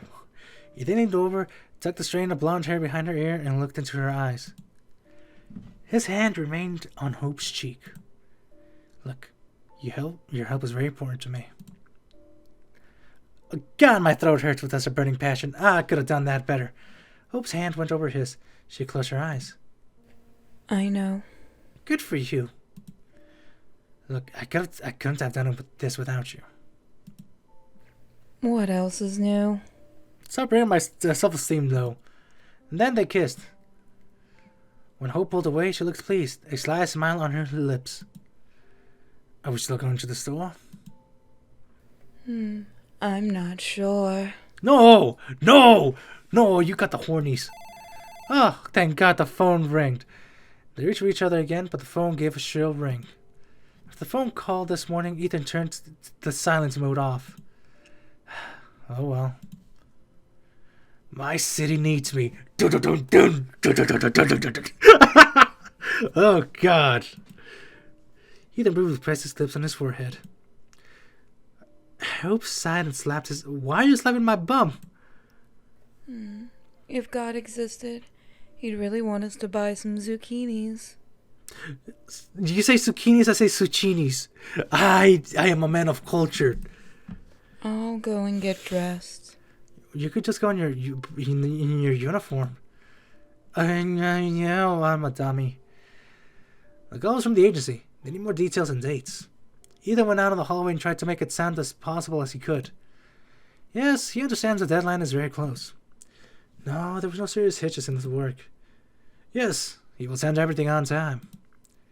When the call finally ended, oh God, Ethan's neck and face were flushed by this time. He was a lousy liar after all. Ethan had to catch his breath. When he returned to the room, Hope was reaching for his laptop. What are you doing? Hope glared at him over the shoulder. This time she looked surprised. Nothing special, really. I just wanted to print out some discount coupons. Oh. What about it? Ethan left a bunch of files and tabs open. They had nothing to do with the agency projects, and he didn't want Hope to see them. After all, she didn't know enough about his project. All about all the projects, and the other one Ethan shouldn't have taken because it wasn't paid for. Maybe his fears were irrational. Maybe Hope wouldn't blame him. But Ethan felt ashamed, and he didn't want to take any chances after what happened this morning. I have lots of unsafe files in there. Some important information that might get lost. Gonna print those coupons myself? Ethan felt his heart rise against the neck of his cheeks. Hope stared at him for a few seconds. Ethan couldn't read the expression on her face, and that creeped him out. Yeah, no, it's creeping me out too. Oh gosh, she's going yandere. He was ready to hear the reproaches. He agreed to them in his mind, but Hope simply walked away. Sure. Oh God, that's even more sad. She's like, oh no. I'll send them to your mail. Something's wrong. Something's off. Oh god, when you can't read your girlfriend or wife, that something's off. I'd be like, yeah, look, oh my god, not the moonlight. They spent most of the way to the store in tense silence. A few times Ethan asked something just to make sure Hope was still talking to him. Hope was, though the answers were dry, and she never attempted to make a joke. It's not that bad, Ethan told. Oh god, we fucked. It's not that bad at all. If you repeat it again and again, you could buy a little time. But at the end, the anxiety was prevail. It always does. Ethan's mind quickly figured out that the owner was trying to trick it and spat out the chewing gum. At the moment, Ethan caught in an avalanche of thoughts he didn't want to deal with, and he couldn't in his current state. Something had to be done. To be said. But what? Maybe he should actually do something after all. Ethan imagined touching Hope's fingers, and he immediately saw her pulling her hand back, her eyes glistening. How she opened her mouth to ask the question Ethan had no answer to. They have to talk, one way or another. Ethan didn't even know where to start without buying himself even. We're gonna bury ourselves even deeper. But he had been thinking about this the whole way, but he never came up with anything. Well, I could tell. We're screwed. We're so fucked right now. What are we gonna do? The huge supermarket on the next block, a place that had a long dubbed the store, was bustling with life, despite the rather late hour. As soon as they entered the large glass door, the tension began to come off on its own. Aww. What we gonna do, baby boo? The carts were scarce, but Ethan got them one in exchange for a coupon. Hope gives him a thumbs up with not bad at all expression on her face. Oh, thank God we've survived. Hope enthusiastically presented a huge colorful, utterly ridiculous, ludicrous mug, and Ethan immediately agreed they had to buy it. They tried to find a pair for the mug, but a brooding supermarket employee said it was the last one. They were a little disappointed, but well, at least it was something. Yeah, it was something better than nothing. What? Looking for the mug that was the thing that finally did the trick. Now that they were huddled together looking for their favorite treats and arguing about which breakfast cereals are the best. Frickin' Frosty Flakes is better than Corn Flakes. Hell yeah. That's how it was until they reached the meat part. Oh no. Look, I'll go pick up something out before it's all cleared. Hope nodded absently. She was stuck at one of the biggest fridges in the middle of the hall. Okay. I'll be waiting for you here. Okay, I thought that was my set for a minute. I'm like, what the hell is that humming in the background? Which I need to clean my PC. Maybe that's the humming I need to clean up too. The meat shelves were half empty, as usual at this hour. Ethan was hoping to find a steak or some minced meat. However, he soon forgot about both. Oh no. Oh no. Oh no. There was a girl standing by one of the shelves. Ethan couldn't see her face, only her pale back under a white dress with thin straps, and also her devilish dark hair. Ethan's cheek was stunned with cold as if his face was lying on the shelf in one of those refrigerated display cases. Whoa! Just between the pork ribs and a lonely rabbi and the black polystyrene foam tray. Is that her? Ethan took a few uncertain steps forward. Then he backed away, almost knocking over a nice old lady. He couldn't even muster an apology. Grabbed the first thing he came to hand and turned around the nearest row of shelves. He tried not to run, because it would have looked too stupid. Ethan explained to himself as he reached the end of the row and peered around the corner. The girl was still picking out meat. Isn't what you're doing now stupid too? For sure it is. Ethan agreed to himself. The cold nudge burned to his cheeks, and the girl seemed quite ordinary. Except she was dressed too lightly for the current weather, but that was still not considered a crime in any of the states. Oh cool, we're in the US! Ethan smiled with his own thoughts. Generally speaking, the girl was rather attractive, and her light clothing allowed one to fully appreciate it. Her thin waist, passing to a seductive curve of her hips, and beneath the fold of the white fabric one could make out her rounded buttocks. We're checking this girl out. Fun. What? What? I was asking broccoli or Brussels sprouts. Brussels sprout. Hope still too with two colored plastic bags in her hand, looking at Ethan questionably. He blinked several times without question if he had stepped out into the bright light from a dark room. When did he get back to Hope? Why is he holding a bottle of 1,000 Island dressing? I don't know. He was a little dizzy. Are you alright? What the fuck? What the hell is going on? Yeah. Yeah. Never mind. I'm sorry. I was just lost in thought. Hope tried not to look in the direction Ethan had been focusing on for so long. She really tried, but something trying isn't enough, no matter how much effort you put in it.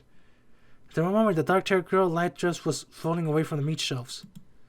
She must have finally made her choice. I see. For a moment, Ethan thought both colored plastic bags were a slap him in the face. But Hope just smiled and tossed the bag into the cart.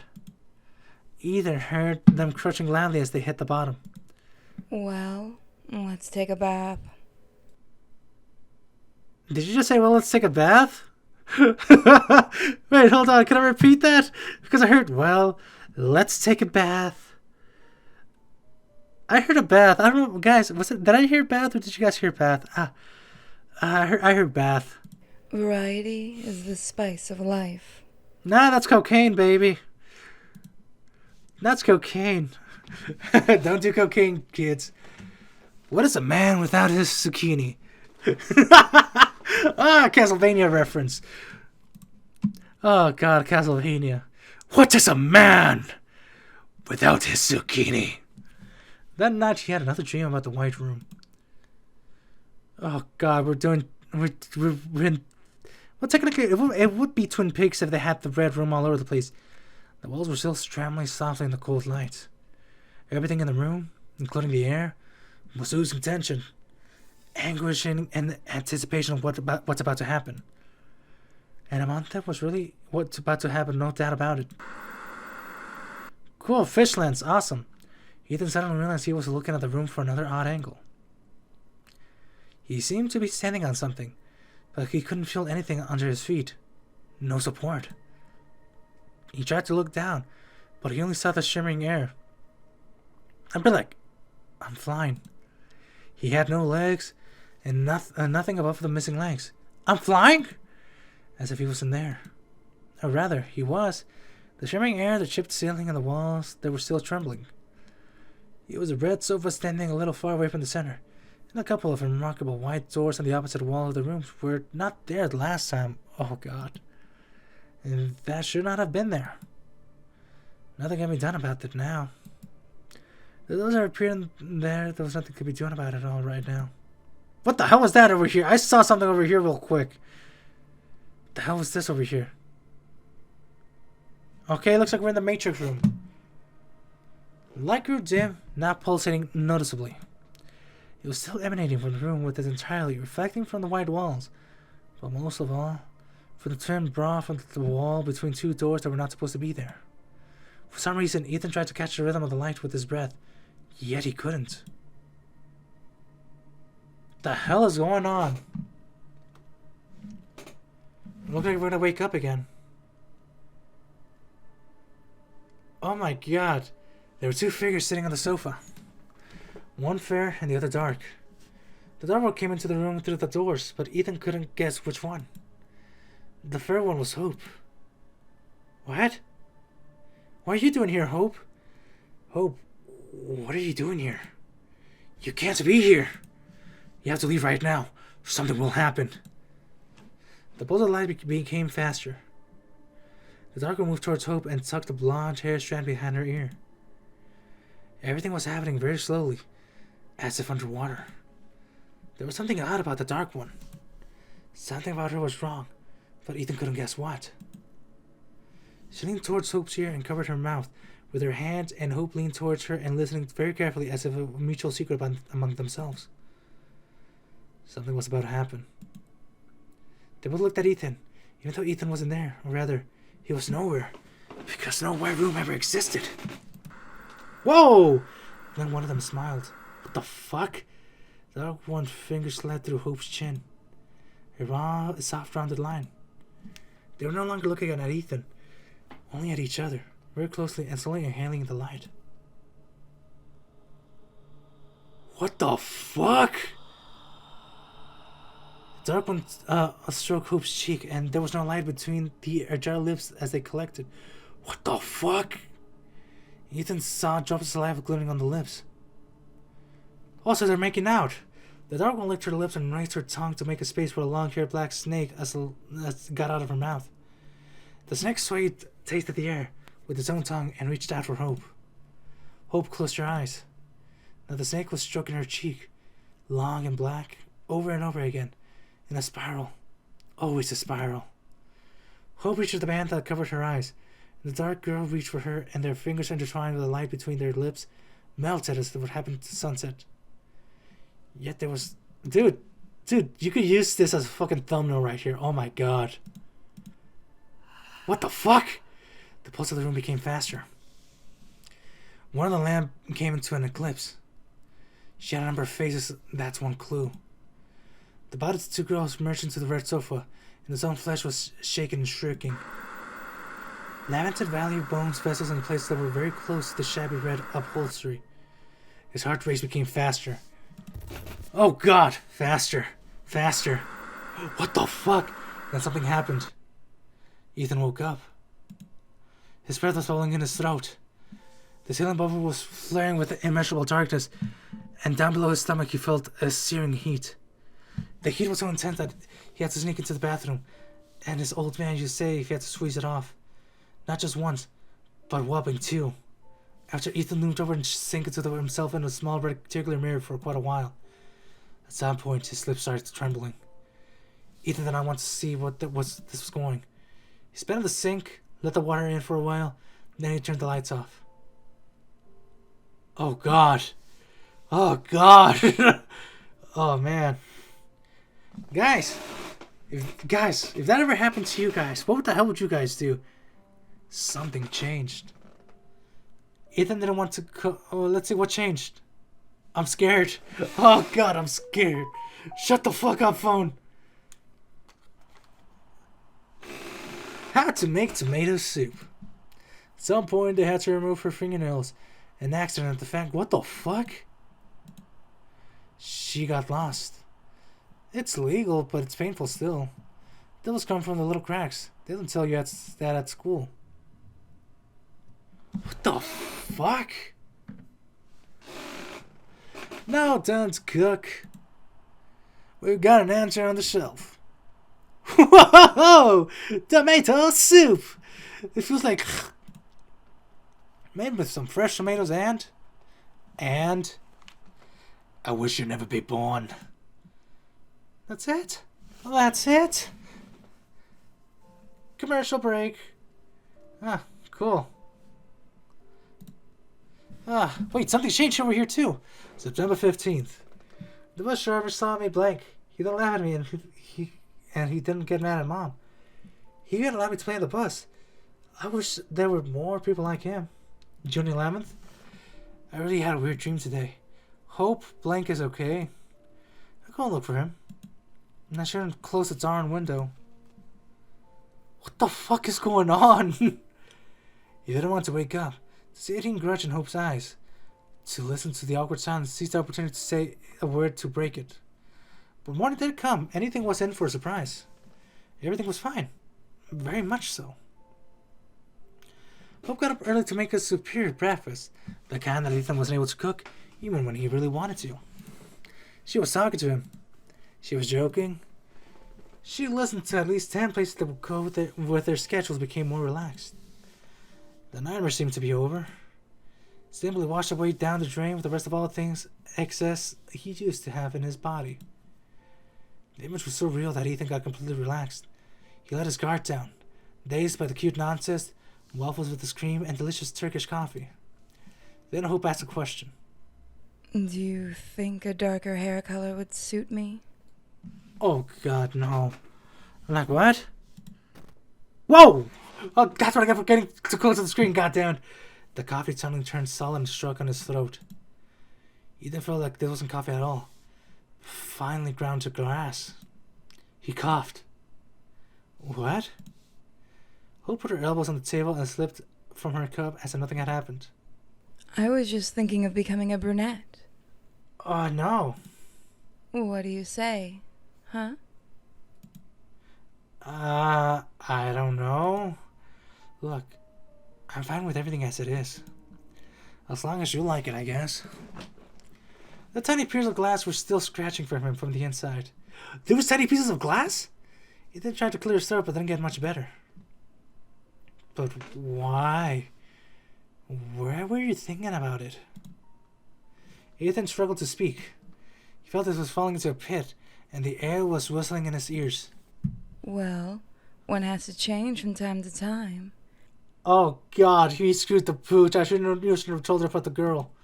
Variety is good. Isn't that right? Okay. She took another sip. Besides, I find plenty of dark hair all over the apartment. What? Not very long, you know, but not too short either. Why didn't you tell me about this? About this length? Even before Hope tapped her neck with the edge of her hand, Ethan knew where the hand would stop. And so I thought, if I go brunette, I can believe those hairs are mine. Oh God, she thinks we're cheating on her! Hope's lips stretched and the corner of her mouth turned up. But she wasn't smiling. This isn't happening. This just can't be happening. He must still be asleep. It has to be a dream. Just a shitty dream and it will end. Now Ethan desperately wants to come too, but Wendy just wouldn't come for the second time in a day. Hope leaned back in her chair and looked at him, with her hand on one side and a fake smile was molding on her lips. Something had to be done. All of it. But at this moment. No, we're gonna save. We're gonna save. This is getting more serious now. Look. Something strange is going on. Yeah, I could tell as much. But I'm telling you the truth. Hope. I'm serious right now. Something strange is going on, and I've got no explanation for it. Neither good nor bad. None of it. Oh, really? Actually, I have an idea or two. What? Wait. I'm not saying that yesterday in the store. Ethan stopped short. Go on. He took a deep breath and sat and closed his eyes. I'm not saying I didn't stare at the girl. I did, and it's obvious. I was trying to. She reminded me of someone, and I'm trying to figure out if I was mistaken. I know what it looks like, and it's my fault. Ethan decided to admit the part about well-rounded buttocks under the light flowing fabric. Not because he wanted to look better, but because he knew it would hurt Hope. And he really didn't want to hurt her. Please forgive me if you can. I did a shitty thing, but I'm really sorry. Oh God! He put his hands on the table so that their fingers touched a little. Hope didn't move away. Next time I go shopping, you can stare at everyone you like. I'll try my best not to cry. I mean, I can't promise anything, though. Hope winced, but Ethan knew she was hiding a smile. All right, then. But keep in mind, I'll pick the hottest ones. Then I'll rip and tear until it is done. Look, I don't stand a chance, do I? She smiled, ruffled, and ruffled her hair. Ruffled his hair. Absolutely. And about the hairs? Who smiled disappointed without a trace? I don't know where they came from. Seriously, there's something wrong here. Ethan, please. I don't want to. No. Listen. Please. I really think that there's some intruder is getting inside our apartment somehow. Do you believe me? Hope looked at him for a while. Well, yeah, I mean, we were telling you, like, there's someone coming in. Then she shivered. Damn you, Ethan. Yes. Yay! Priceless. I do believe you. Yay! I don't understand how this happens, or what they want, but I think it's time to call the police. And let them sort it out. Yeah, it's their job after all. Maybe you should actually call Laura first. I think it's the time. Oh, fine, we'll call Laura. Yeah, I'll do that as well. Hope pressed his hand. Let's promise each other we won't go crazy. Okay. No promises here, lady. I'm already insane. I also see things. All sorts of things. Like what? I mean, sometimes you find hair, just some damn hairs, and you start questioning everything. We just need to get through these dark times, somehow. Oh, we'll do it, baby. We'll get through these dark times somehow. It'll get better. Oh, it will get better, baby. I'm sure it will. Mm-hmm. Ethan nodded. Yeah, it will. Yeah. Hope pressed his hands again and got up from the table. Everything's gonna be good. Everything's gonna be fantastic. Okay. I have to go now. Cool. Goodbye. I'll probably be late, and we'll have to hold up at work today. No, don't leave me alone. Should I meet you afar? Maybe Yay! I'll call you later, I guess. Oh, God. Why does she sound so depressed? Hope. I love you. Yay! I love you too. No! I don't want to be loved. Very much. Oh, gosh, I don't want to be loved very much. Don't forget to call Laura. Fine, I'll call Laura. Ethan nodded absently. Alright, let's go call Laura then. When the door shut behind him, Ethan called Laura. Hope found Laura a long time ago. Seemed like Laura helped her a lot. At least that's what Hope herself said. Ethan didn't know the details nor wanted to, since Hope hadn't told him. After all, psychotherapy is a very personal matter. So personal that Ethan felt like as he was standing naked in the middle of a busy street when he had to describe what was happening to him. Yeah. Apparently, one could get used to this too, as by the middle of the story, he was sparing no details. To Ethan's surprise, when he mentioned the disturbing emails from his contact that were kind of getting on his nerves, Laura pricked up. You're saying you have recently become quite close to your acquaintance? You empathize and try to help him, right? Well, yeah. Something like that. And your contact letters contacted vivid, disturbing imagery, yes? Imagery that evoked a certain response from you, is that right? Yeah? You could say that. He's a writer after all. Vivid images are his livelihood. Oh god, no more Renaissance. Do you know what includes delusional disorder, Mr. Harrison? I thought it was Winters! Damn it! He didn't try to recall. He definitely read about it, but he didn't look into too much detail. Is that the thing you can explain mass insanity? Like the dance plague of 1518 in Strasbourg? That's right. That disorder is called folie à deux, or madness for two. Sounds romantic, doesn't it? Laura giggled.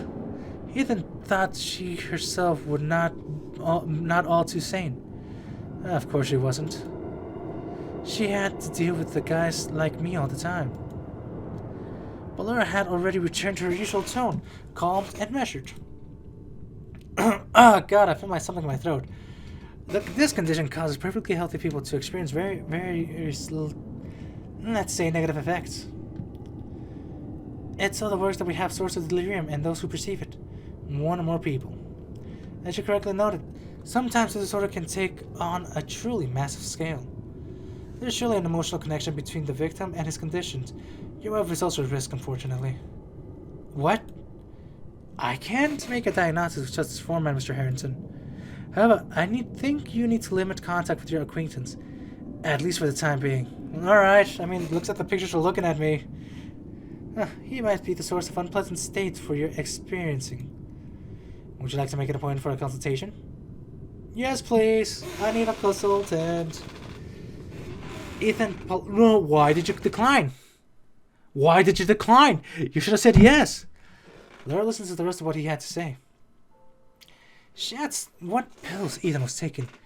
Ethan wasn't taking anything except aspirin because he had lots of headaches lately. She advised him to reduce the workload, follow the daily routine, and take light sedatives if necessary. Something herbal, maybe. Without meeting in person, that wasn't much Laura could offer, and Ethan had no energy, time, or money to start the full-on therapy, as Hope called it. I could see that. Ethan thanked Laura with all his heart, finished the call, stretched, and top of the death breath in the middle of his ribs ached. What? Why does his ribs ache? Then he smiled. Yay! Though no full-on therapy was involved, this conversation still made Ethan feel much better. Yay! Oh, God. This reality made sense again, and nothing out of the ordinary was happening. Nothing he could handle. He stretched again and was about to go for another cup of coffee when his breath, the steady deep breath of a man who's in control, caught in his throat. What the fuck? Ethan felt the small hairs on his neck standing up. Someone was looking at the back of his head. Ethan turned around slowly. I'm ready for a fight. I'm calling the police. Ethan spoke with loud and clear. It was a decent plan. An actual decent one, and certainly wasn't funny or anything. And yet, the girl sitting in the window sill was silently laughing, covering white teeth with her hand. Oh, God damn it! The girl from the supermarket. The girl from my dreams. Oh, she has yonder eyes. She was still wearing a light white dress, even though in the morning the temperature dropped for 50 degrees Fahrenheit and it was going to rain. One of the straps fell down the side of the girl, but the girl was not in a hurry to put it back on. She swung her crossed legs a little, looking at Ethan from under her brow, with a smile of a child who caught a hilarious mischief in mind. Did I say something funny? Ah, my throat is so dry right now. The girl quickly raised her eyes and shrugged slightly, still holding back the smile. Just as before, she did not make a sound. Ethan even assumed she could be mute, but decided to make one last attempt. Just one question, and then he called the cops. Yeah, no, I need to. We're just saving on this. I don't want to risk anything. How did you get in here? The girl put her lean finger in the neck break tail on her lips, while the finger on her other hand shaped a figure of a man. She pointed at the figure in with her eyes. Ethan felt sick of the farce that was happening. He thought she'd call the cops immediately. The hand clutching the phone continued to hang limply. Dude! If you have a cell phone, you could have just taken a picture of it all. The finger man looked around and started walking around the window slowly with fingered legs. 1, 2, 3. Then, something else happened. Ethan failed to understand what it was. The next moment, the finger man was walking on the sill, and the girl was making it with her own hand. Then she smiled wildly and put both palms on her chest. She looked absolutely happy. I was invited. What? It sounded like a cast of gloomy look on Ethan. Her black eyes gave a cold glimmer. It's really rude to come in without an invitation. That's another girl right there. Moments later, the girl reached for something behind her back, quickly pulled the lips and took a sip. Ethan's throat became tied with the blood that had only rushed to his head. Where? How did you get this? The girl traced Ethan's gesture with a gently surprised look, and the next moment she parted her fingers. What? Hope's huge colorful cup, the one that they just got at the store, tingled harmfully as it struck on the floor, and then shattered to pieces. Just like that, there was a brief moment when the cup was lying peacefully on the floor, Ethan got enough time to hope it would endure the fall. And the fact was burst everywhere at once, as the fierce white light broke out from the inside. But no, that was milk. Just some milk. You shouldn't have spooked me, you know. Why? Now look at what you've done. The poor cup is so broken. Yeah, that voice acting's way better. So many teeny tiny pieces. There's no way to mend it at all. What did you do? Ethan was suffocating. What the hell are you doing here?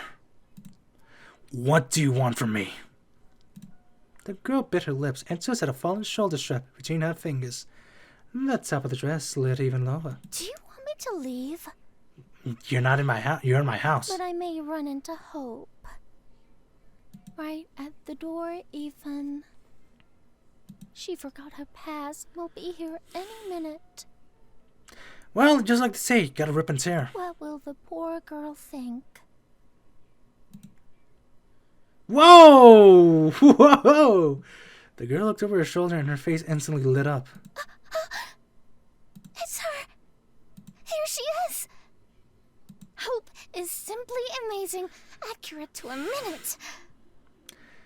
I'll be looking at her like really pissed off. Hello. The girl turned over to her stomach, leaned on the sill and waved vigorously to someone invisible. Her dress completely slid down. That's a bitch. Ethan will get her bet her tits are flashing right now through the window.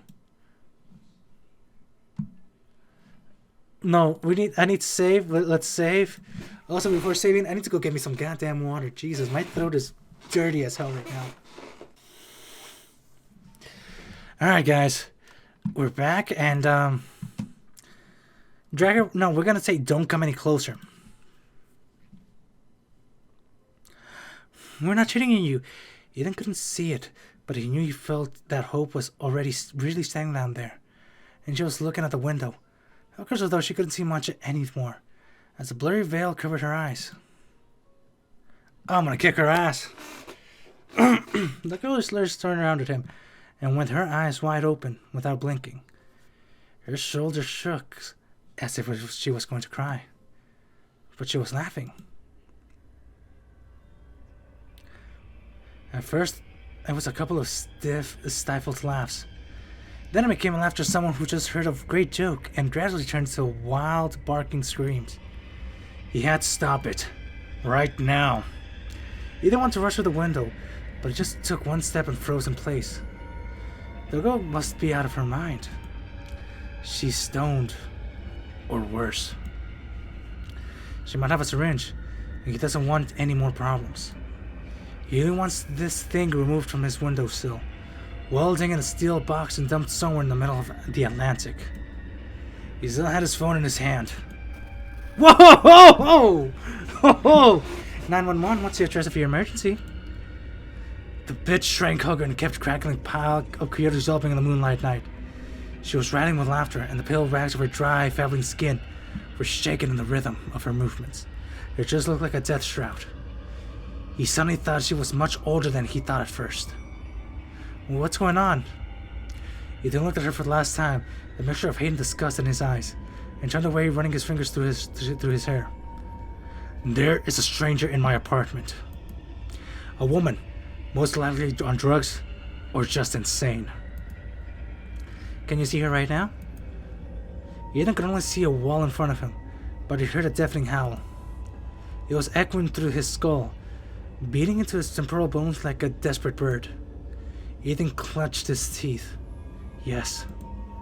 Does she have a weapon? Maybe. She's threatening me. She threatened me. Can you leave the apartment? No. This scum can't escape, and I don't want her to get. Ethan hesitated. I can't hear you, sir. What is happening? Speak up, I can't hear you. What is happening? This terrifying laughter kept echoing in Ethan's ear. That's where you gotta go ahead and do the ripping and the tearing. There was no one behind him. That's where we go and do the ripping and the tearing and the tearing and the ripping. Or we do a come and a hum and we send him home to mommy. That's all we do. He approached the window slowly, as if it was happening in a dream. The shards of Hope Cup crushed under his feet. Just like before, the window was closed. Ethan opened it and carefully looked around.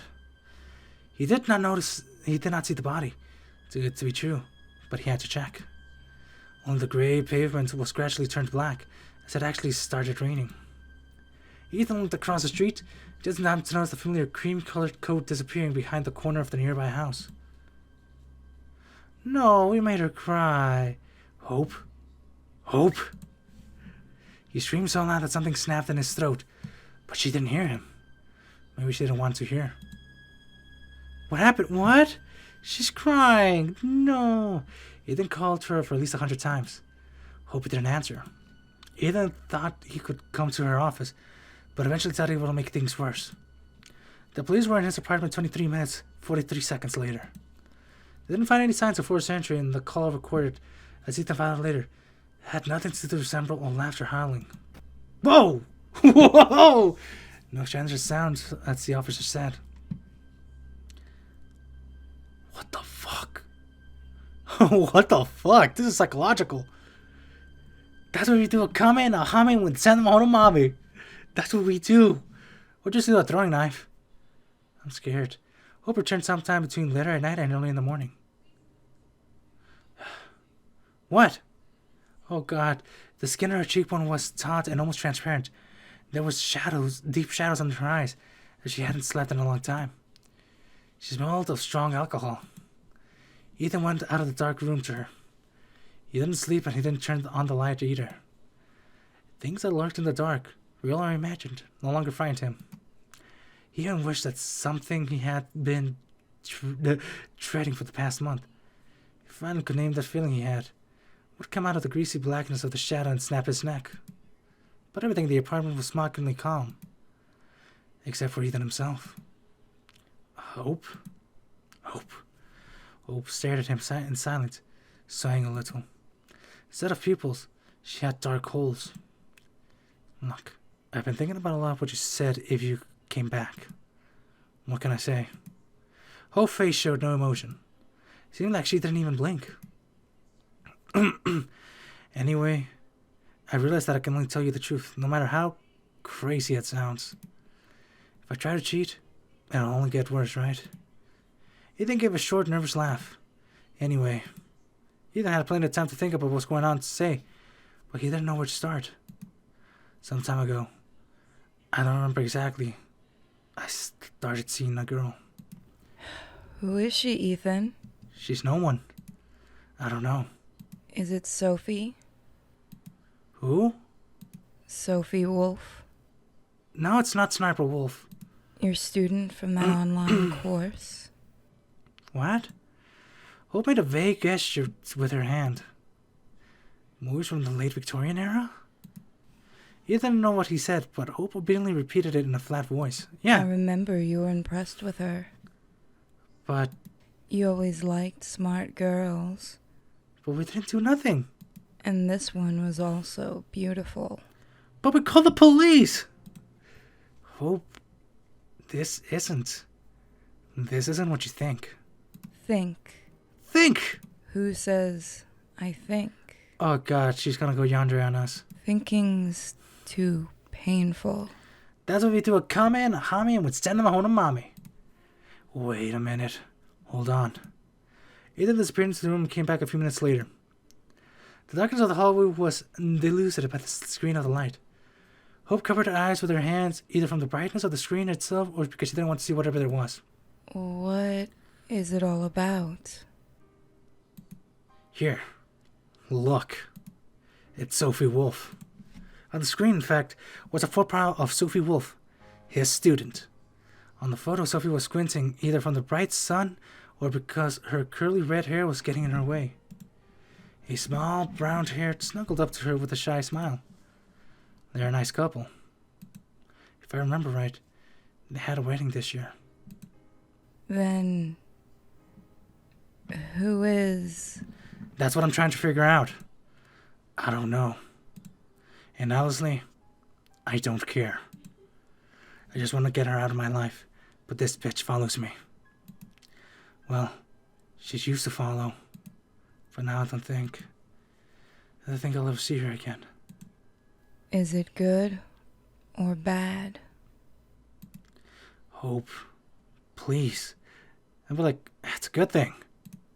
You want to leave, I'll understand. But if you want to give me a chance, I promise I'll do my best to mend it all.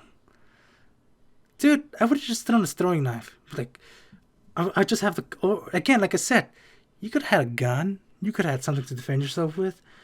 That would have looked a lot more better. He couldn't really promise, but he was too eager for this nightmare, real or imaginary, to finally end. Look, no more weird stories. Please, Hope. I don't need anyone but you. If you can give. He couldn't finish because Hope kissed him. Her back on the floor was a thud. The rest of the night casually went fine. Oh, thank God I don't have the R18 patch, or else I would have to censor a lot more shit. Well, yeah, more than that. Except for the fact they were too busy to get any sleep. Whoa! Whoa! At least everything's going until the moment, instead of Hope's face. Just for a moment. Oh, Jesus Christ, that got the shit out of me. God damn it. He couldn't tell her.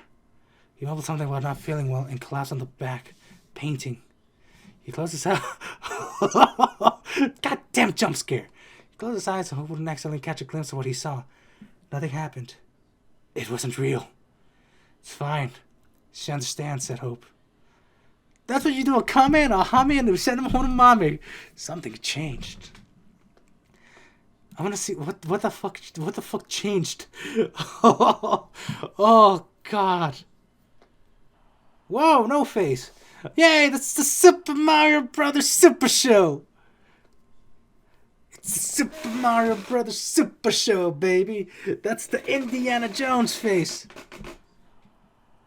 Where's Timo? Let's go look for him together. Maybe he's up in the trees chasing the birds? No, I can't see him. I don't know, fish. No, let's go look for him more. What? What? Maybe he's on the roadside under the blue plastic... Oh, you guys ran him. Oh, you guys killed him. He's not there. He's not there. He's not there. He's not there. He's not there. He's not there. He's not there. He's not there. He's not there. He's not there. He's not there. He's not there. He's not there. He's not there. He's not there. Ready for a jump scare. Ready for a jump scare. Ready for my jump scare. No, he's not. Oh, thank God I was ready for a jump scare. I took one of my earbuds off. Oh, God. The conditions of love. Ooh. What have you done? I wanted to save you. I wanted to save us both. You fool. That's right. But I just can't lose you. It's too late. It's never too late for as long as we have each other. Doctor Who? Oh, Elijah. Oh, Elijah Wood. The conditions of love. That's it. Oh, oh God. Cool, at least we're... I missed the first one, god damn it. At least a comment, a comment, ooh, something has changed. April 24th. Nobody came to my birthday party except for all my friends and Timo. Mom said I'll get real friends when I'm older. My friends are real, damn it, but they still love to have some to hang out with. I'll just have to wait for a bit, I guess. January 11th. The new school is okay. I wish I could make friends with someone, though. Mom was working late again. It's fine. I lifted a very heavy box when we moved in. Mom could have picked it up herself. I'm a big boy now, and big boys aren't afraid of anything. I'll just turn off the lights and watch TV with Timo and my friends. Only the cool stuff with animals and robots or aliens, but not the creepy kind. Oh, I want to see the xenomorphs. And that's it. The concave puzzle of the Persian cat stared back at him. All that was required of Ethan. He had to call the cattery. A simple task, but Ethan hesitated. It was hard for him to get used to the idea of one of those pop-eyed creatures walking around their apartment. During the day, he will nap wherever he pleases, and at night, sneaks into the kitchen playing with the shadows that move by themselves. Ah, you guys got a cat. And his eyes will turn into two saucers of black and green nacre if the light reaches them. Ancient people believe that cats could have walked between worlds and see spirits. Looks like Persians. Ethan hardly believed that they could even breathe on their own. And yet, in this Ethan Harrison from the 21st century agreed with the ancient people. There was something sinister about them. In any case, he should call the cattery. For Hope's sake. For the sake of both of them. Since he hadn't made the decision. Look, Ethan already picked up the phone and was about to proceed to the plan when he heard a key turning the entrance door. Something about that wound him up. It was barely 5 o'clock in the evening, which was, in any way, very early for Hope to be back. If everything was fine, that is. Ethan closed his laptop and went up to the hallway. Oh no, I'm scared for a jump scare. For a long time, he couldn't say a single word, and when he would speak again, he only managed one question. What have you done? Hope's smile faded, and for the first time in 4.5 or even 5 years, they've been a couple. Ethan was glad of it. In fact, there was nothing surprising about it. As it was with a new haircut and the fact of a new color, Hope looked unbearably, insanely similar to the creature at the window. Hope turned white, trembling. This didn't help, did it? Any of it? No!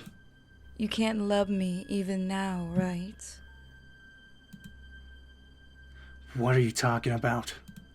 Isn't it obvious? I see how you look at me.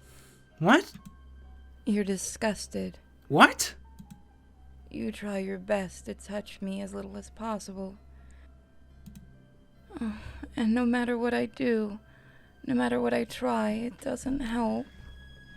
I'm just looking at her like a pissed off look. Like, I'm actually not pissed off look. You never loved her. Who the hell are you? You didn't, right, Ethan? She was convenient, and that's about it. Shit makes the flowers grow. Your flowers grew so much, didn't they, Ethan? Didn't they? Whoa! Whoa! Ethan would never hit his wife. More than that, he would never hit a woman. But what spoke to him was neither his wife nor a woman. It was a nightmare incarnated with the bear's long, sharp teeth. It took away his right for a second chance. Or so Ethan thought at the time. The punch turned out somewhat pathetic. But you have to take into account that wife beating is not a fairground attraction. When you hit your wife properly, a mark does not fly up in the highlight assigned a good one. Although it wasn't directly related to an early renaissance, Ethan had experienced it in the matter since his old man's fist used to itch often. Yet if there was something like that, he would know. However, if you signed any light at the moment, it could say something like, "You scum, Ethan." No. He kept repeating it even after Hope stormed out of the door in tears. I would have just hit the wall. I would have been like, damn. Dude, I think you had to move out. Move out and do some... Oh no, not again. What the fuck is happening? Ethan barely remembered the following days. Something seemed to be happening. Some people called him. He himself called a lot. He called Hope. Hope wasn't answering the phone. He knew this wouldn't happen. Every time he dialed her number, he knew he would end up listening to the voicemail signal. It became something of a ritual. He would wake up. Sometimes it was light outside, sometimes dark, but more often it was something gray he was neither could nor want to identify of the drawn curtains. He'd called Hope. Hope would not answer the phone. He would go to the kitchen and turn on the water on. He watched the silvery, twisted stream break against the sink for a while. Eventually, he put a cup under the stream, fill it up to the brim. Drink. Oh, actually, let me drink some water myself, too. Go to the bathroom.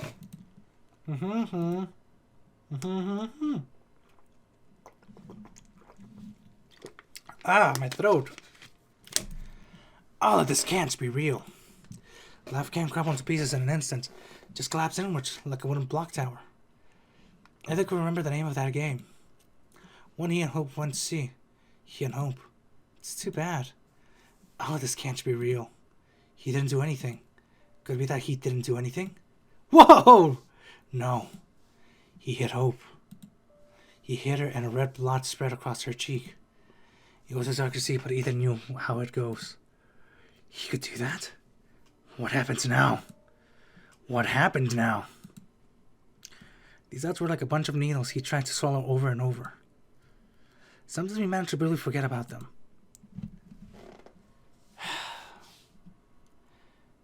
What happened when he woke up and the gray timeless looked at the dirty white ceiling and didn't remember who that Ethan Harrison was. But the pain would always come back. He had a bunch of needles in his throat, and how much water he drank, he couldn't get rid of it. Hope's father shook him up a bit. None of it says he could have done it. It grabbing a hold of him, lifting him off the ground. Hope's father was a tough man, and despite his age, he could have hit Ethan hard. Ethan was afraid of it, and at the same time, he wanted it to happen. That would have made everything easier. Maybe even fixed it all. Ethan was going over his head as he started at the phone screen displaying a familiar number. He was awfully scared, yet he answered.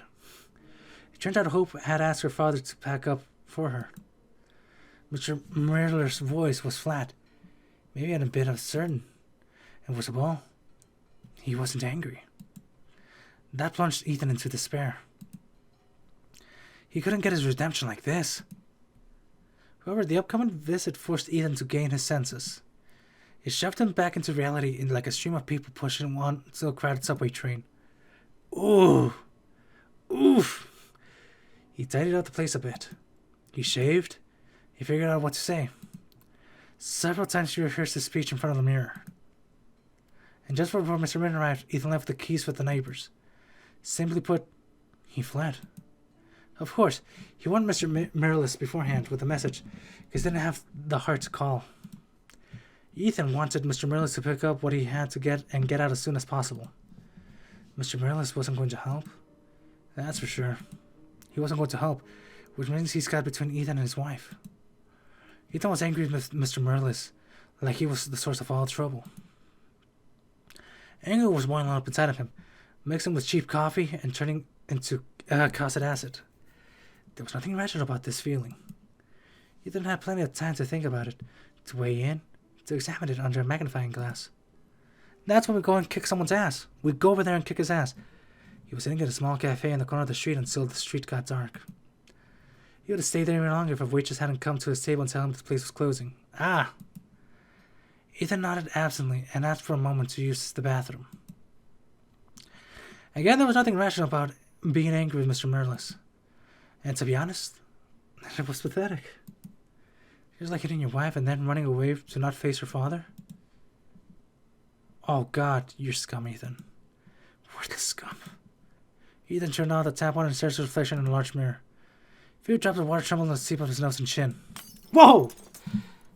Now that was a proper punch. Wait, sir? I'm sorry, but wait, sir? Are you okay? You have blood ooze from his split lip. Ethan wiped it with the back of his hand. Yes. Yeah, I'm fine. Sorry, I didn't mean to keep you. He smiled. The fresh wound was swollen with blood again. Her blood splashed across her face as it should. Dude, I would have just hit the walls like something changed. Ethan didn't lie to the waiter. I would have just hit the wall and be like, I have to go. I'm leaving. Something's not right here. Ooh, the secret of anonymity. Example 1. Example 2. Tomato. Example 3.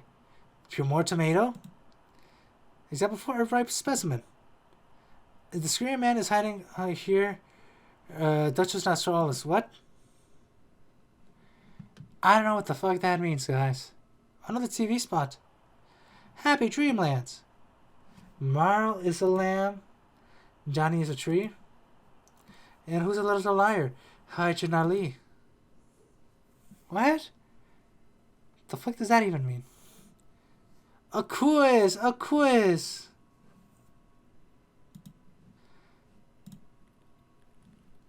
Whoa. Oh. Maybe it's not the same manner as before, but the gears in his head were starting to move again. When he got home, Mr. Millis has already left. Turned out he didn't even have to take the keys from the neighbor. At first, Ethan assumed Mr. Millis could cancel the visit, but as soon as he opened the door, his doubt disappeared. A strong and familiar scent was falling in the hallway. It could be Mr. Millis' cologne, or maybe the smell of the apartment itself. But Hope's presence faded away. Mr. Millis had taken his daughter's keys. Somehow, it's possible that he never crossed Ethan's mind before. He chewed the air throughout his nostrils and he felt as sharp as clear as the dream was let go. Something was going to happen. Ethan looked around the empty dark room and reached for the phone. Was it to perform the ritual? Was he hoping something would go different this time? Short beeps? Ethan thought he was safe to say something was already happening. He only figured out what and where. Whoa! Sexy Mona Lisa! Something got changed with the picture. It's not Hope's favorite blouse is missing from the closet. If you find these differences, you win. If you find the differences, you'll know the gears you're talking about. What? Okay, you stop looking at me, boy. In the hallway. Pot-bellied bowls of the dresser filled with gibberish and dust. I saw Hope in the mirror. The kitchen. Whoa! I see your shadows. Whoa! I see insanity. An uneven row of glass jar on the shelf. An empty coffee maker burned dry blackness at the bottom. Spoons, forks, knives. Somehow really sharp. The bathroom. A mirror that was all in the reflection of the closed door open. No, not here. What about? Ethan's licked his lid open. Yeah, that's it. He has to check his emails now. Ethan was looking carefully. I am looking carefully too. Seemed like a lot of time had passed. His mailbox was full of various emails, but Ethan barely glanced at them. Names. He was looking for something special. And that was special about to say letters from the agent that were gradually becoming more and more concerned. At some point, it turned to a cold and aggressive. Ethan idly skimmed through the notice of contract termination. Not what he was looking for. He started with all this email, scanned the list of the way to go up. Nothing. Maybe he's looking in the wrong place. Maybe they're just not looking too far. No. Something is happening. He needs to figure out what and where. Ethan got close to the accurate answers to the questions that the light of the new launch could have been burned in his eyes. And at the top of the list was an untitled letter. Maybe Ethan missed it the first time, or maybe he wasn't there before. The sender was the same writer Ethan had volunteered to help, completely free of charge. Ethan's lungs returned into the deflated pool ball. He clicked the name letter without a name. Of course, the letter actually had a name. Mail client carefully added untitled to the empty line, just in case you're listening when you're typing emails because something got out of the open door in the bathroom mirror. The poor guy begged Ethan to come. The mail said he couldn't sleep. He was scared, exhausted, and didn't know what else to ask. Something will get him very soon. He won't figure out anything. He didn't know if he was related to the work he was doing. He didn't know how to drive away why he was settled to his house. He knew that something enormously hungry was looking for him from the darkness. You know what I mean, right? Ethan knew. By the time I finished reading the letter, Ethan already knew what he should do. Oh, I mean, it's safe. It's getting good, guys. It's getting good. The acquaintance didn't know if he had any related to the work he was doing. But what about Ethan's work? Could his research shed the light on Wade Montgomery in the dark and awaken it? Was it Ethan ever curiously was the question that teased his appearance? Which one was cursed, the chicken or the egg? Ethan was angry. Angry as hell. He wanted to end it. All of it. Once and for all. He wanted to face his fears. Even if the fear was no longer his own. Even if he was crawling through the wires and climbing communication towers to breathe out noxious porous airs. What? Oh god, I see the eyeballs in the background. Ethan was angry but also terrified. What he wanted to think was a delusion root and grew stronger as he tried to deceive himself. And it was an incorporeal in his mailbox, yet at the same time it's real. What? He didn't want to face the fear, so it would take a shape of the name. A box in which that fear could fit. Maybe then he could have dealt with it. Let's deal with it together. Ah, God, my throat.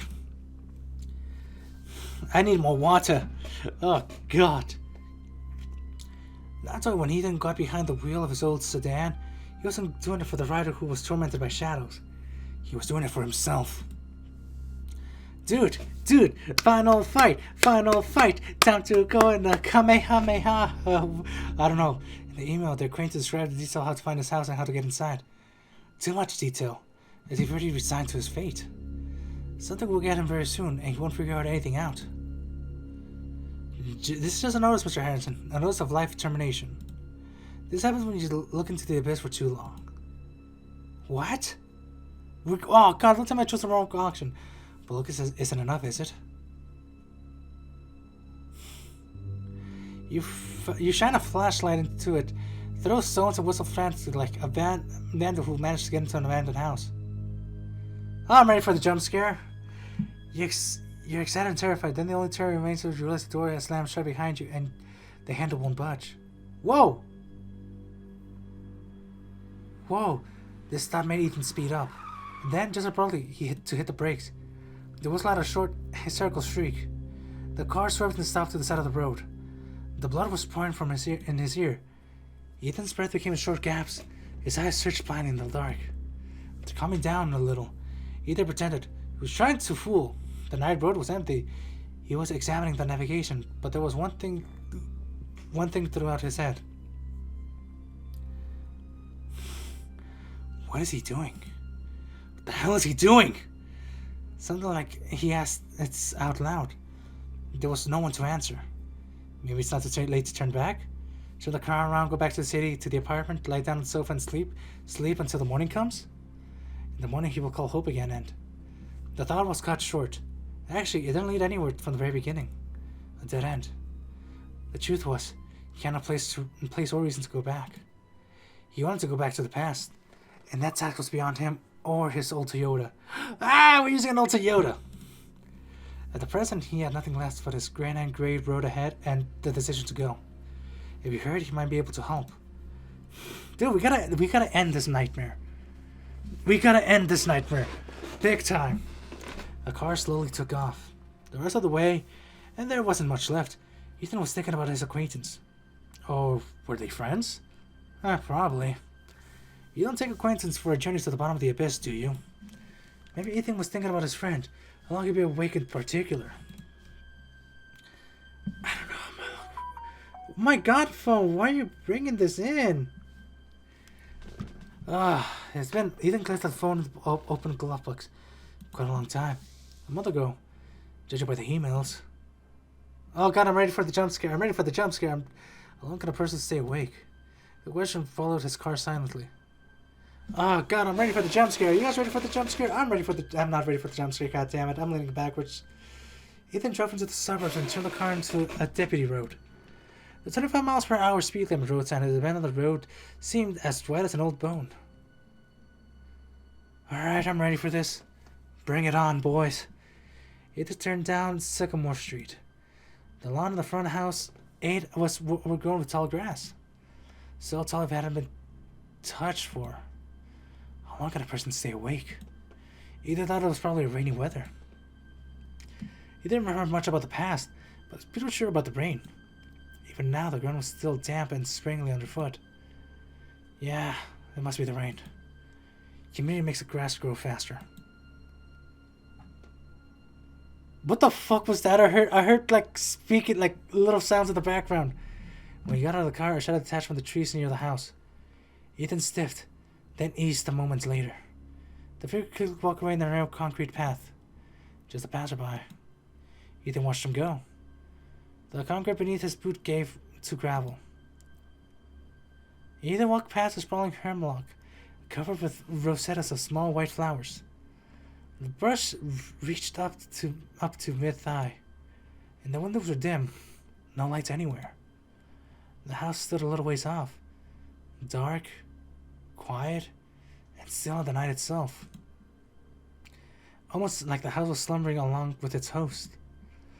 For a moment, Ethan felt stupid and was about to turn back to the car, but he stayed after all. He was invited. Oh no! No, not that. He was called for help. Maybe he and his friend got a little too stressed and that's all. inducted delusion disorder in all its glory. Maybe Ethan was desperate to be needed, so he jumped at the chance to be someone's savior. Perhaps his unfortunate friend had finally fallen asleep and disturbed him was a bad decision overall? Well, Ethan was fine with that. Just he wanted to make sure everything was okay. Ethan firmly knocked on the door. No one answered. Neither the first time nor the third. No lights came out in the rooms. There was no sound behind the door. One of the windows of the second floor was open. Oh! Ethan moved away from the porch and tried to take a better look. No movement. The house was asleep, and the sleep resembled torpor. Ethan himself came to think that he might be dreaming. But if two people share the same dream, is it any different from reality? That is true! That's where you have to go and kick someone's ass. Slowly, as if it really was a dream, Ethan went to the flower tub Letter had been mentioned and took the spare key from the hiding place. Just as slowly, he turned to the door. The key rattled 3 times in the lock, and the door drifted inward into the darkness. Do we have a flashlight, brother? We need a flashlight. At the top of the stair leading to the second floor, there was sat a cat. Ethan tried to call out to it, but the cat didn't move, still watching him, with bright round eyes. Ethan plugged into the darkness of the house. The darkness and the stench, which were almost one and the same here. Oh no! Oh no! The smell, unbearably thick, dense, wrapped the house in a suffocated shroud. Ethan tried not to think about where it was coming from. Instead, he thought of Selene, or rather, her dark counterpart, Hecata. The ancient Greeks believed that she appeared in the form of a dog. But dogs were sacrificed to her, weren't they? Better turn the light on. It was really better to, but Ethan couldn't get enough courage to do it. Dogs are a natural enemy of cats. Light is a natural enemy of darkness. Life is a natural enemy of death. And what wish could be more natural than a wish to destroy your natural enemy? Ethan stumbled over something. He looked down. Oh god, he's dead! A hand was peeping out from the front behind the kitchen counter, blackened and swollen. Of course, Ethan would have seen him more if he had a flashlight. Somehow, Ethan wasn't surprised. As if him, not his friend who had long ago oh my god! He did die! He had received a notice of life termination. It suddenly dawned on him. Madness, curse, and death are contagious, and this is not a dark age of superstition, but an actual law of reality. Selene, Hecata, Artemis, madness, curse, and death? Here lies the accurate answer, as accurate as it gets. The answer has 3 faces, and he himself wished to look into each of them. Whoa! Sound of glass breaking through the hall, but it wasn't a window collapsing. The light bulbs. Someone was smashing the light bulbs with a bat, one by one. The sun was getting closer. Ethan closed his eyes. Good night. What? That's just a bad ending? No, it's ending 6 out of 6? I got the 6th ending? What? Oh god, Ghost Rider. Oh god, I got a bad ending. Yeah, no, I got the bad ending. God damn it. TV programming. Oh, I got the bad ending. No. Happy Dreamlands. I will give you the keys of the kingdom of heaven. Whatever you bind on earth will be bound in heaven, and whatever you loose on earth will be loosed in heaven. Alright. We gotta go back then. The Ham and Sam show. What do you do when you feel lonely? I don't feel lonely. What do you do when you feel lonely? I don't feel lonely. Eh. Something bad happens if you ask me again. What do you...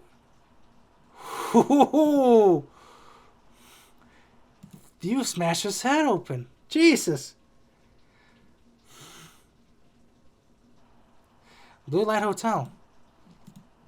We're looking to stay in the moderate price.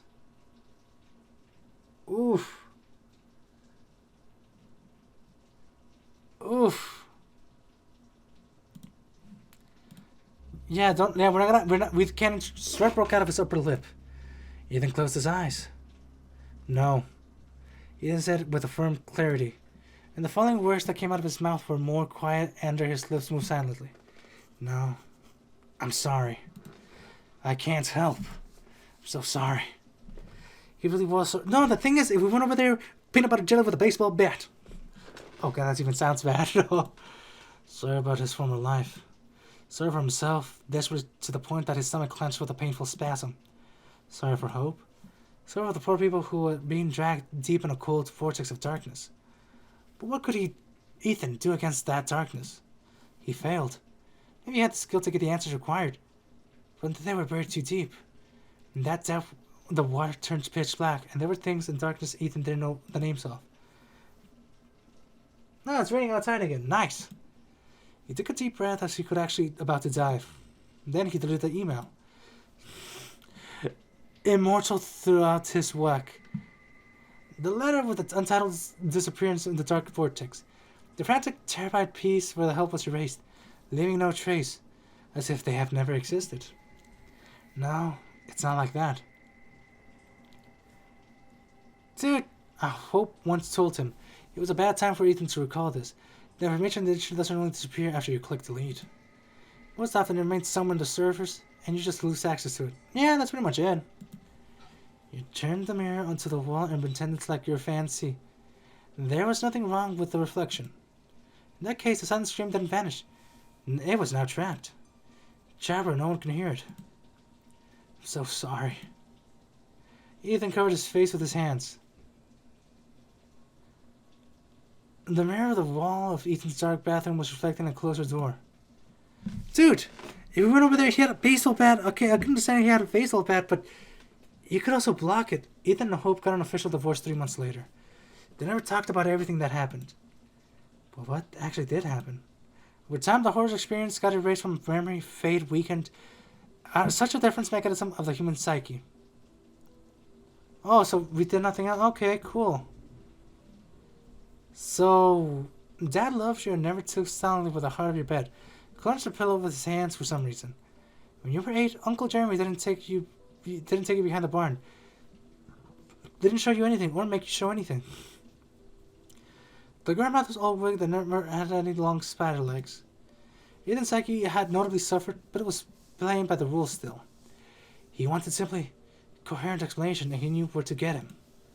Dr. Laura Stein was an island of clarity and sanity, and the horrors, as Ethan had discovered, fading from memory is much more if you break them down into phallic symbols. Ethan wished to start therapy sooner. Who knows, maybe most of that nightmare could have been avoided. The police never figured out what happened, but even the clumsy version suited Ethan much better than what he remembered. What he allegedly remembered. Ah, god damn it. God damn.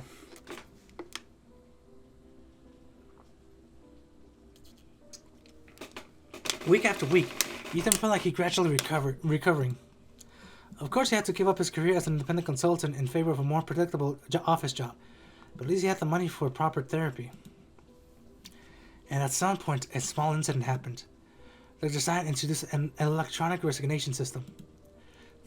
As it goes with the electronic resignation system, something went off on the 2nd or 3rd week. It turns out the 3 people had an appointment at the same time slot. Mr. Quince, Mr. Harrison, and Mrs. Merles. The meeting felt awkward at first, but the tension faded surprisingly quickly. By mutual agreement, Mr. Quince was the first to go to Dr. Stein's office. Ethan and Hope were left alone on the couch. They were both smiling, a little tense, but overall happy. Since they met like that, they decided to go out for coffee and talk about various things, because they hadn't spoken in a long time.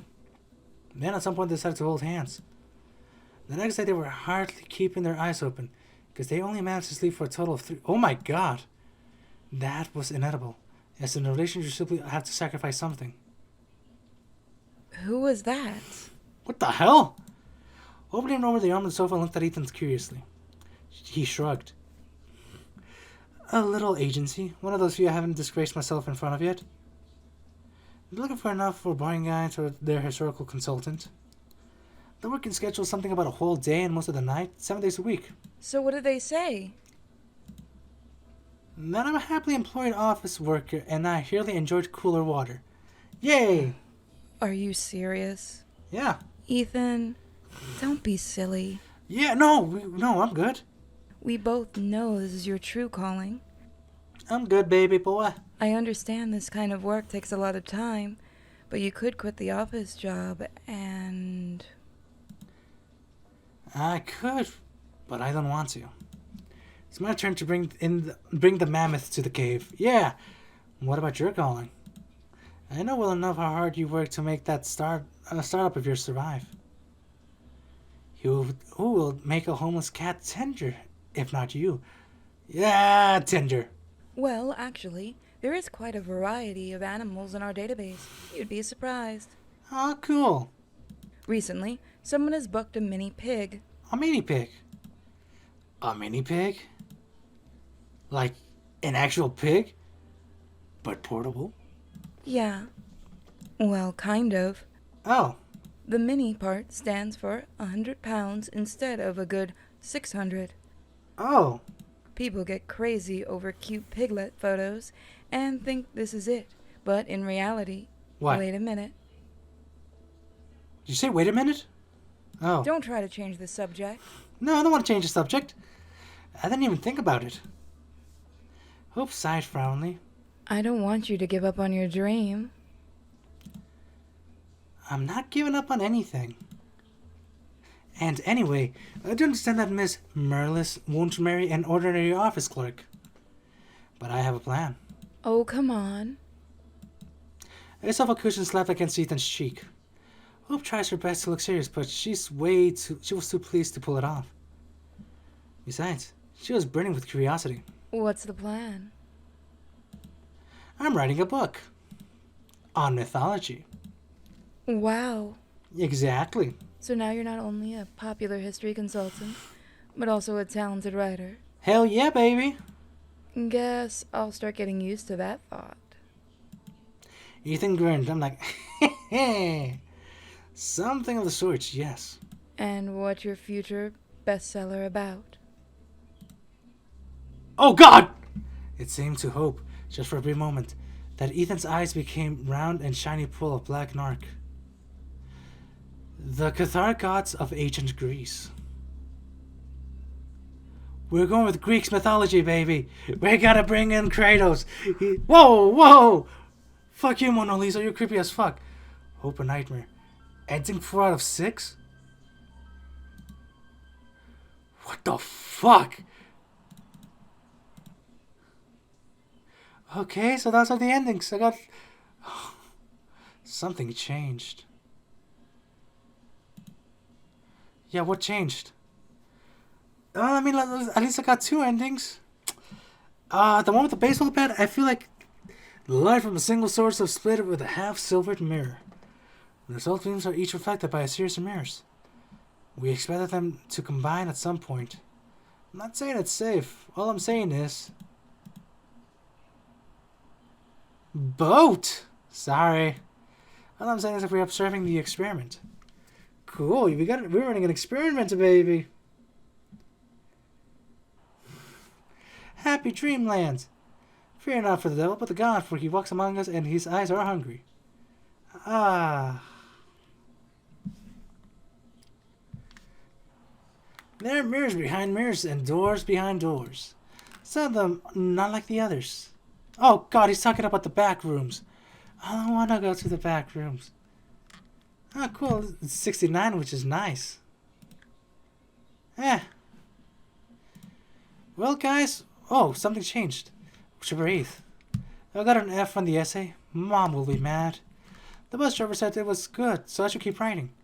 He's nice, but I'd rather have a B anyway. Hope Mom isn't too... Oh. Well, guys and gals, this is Selene Apoptosis. What'd you guys think of it? I'll be honest, I feel like the other ending where we go and find the other person that we play in the beginning, I feel like we should have been able to have a fighting chance. We should have had a fighting chance right there. I don't know. Because if you hear somebody breaking everything with the light bulbs, it's like, okay, we're in the kitchen. There's a kitchen door right there. We could jump out, go to our car, try doing something like that. Simple as that. But no, we cannot. Anyway, we're going to the main menu. Selene. She went Japanese on me. Hell yeah. No, but I'm joking aside, guys. This game was actually pretty good. It actually has some scary stuff. Oh no, no, I'm not going to the internet. I'm not going to the internet. I'm not going there. But either way, guys and gals, if you guys want to see the other endings, let me know in the comment section below and we'll play the other endings. But yeah, I'll see you guys down the road.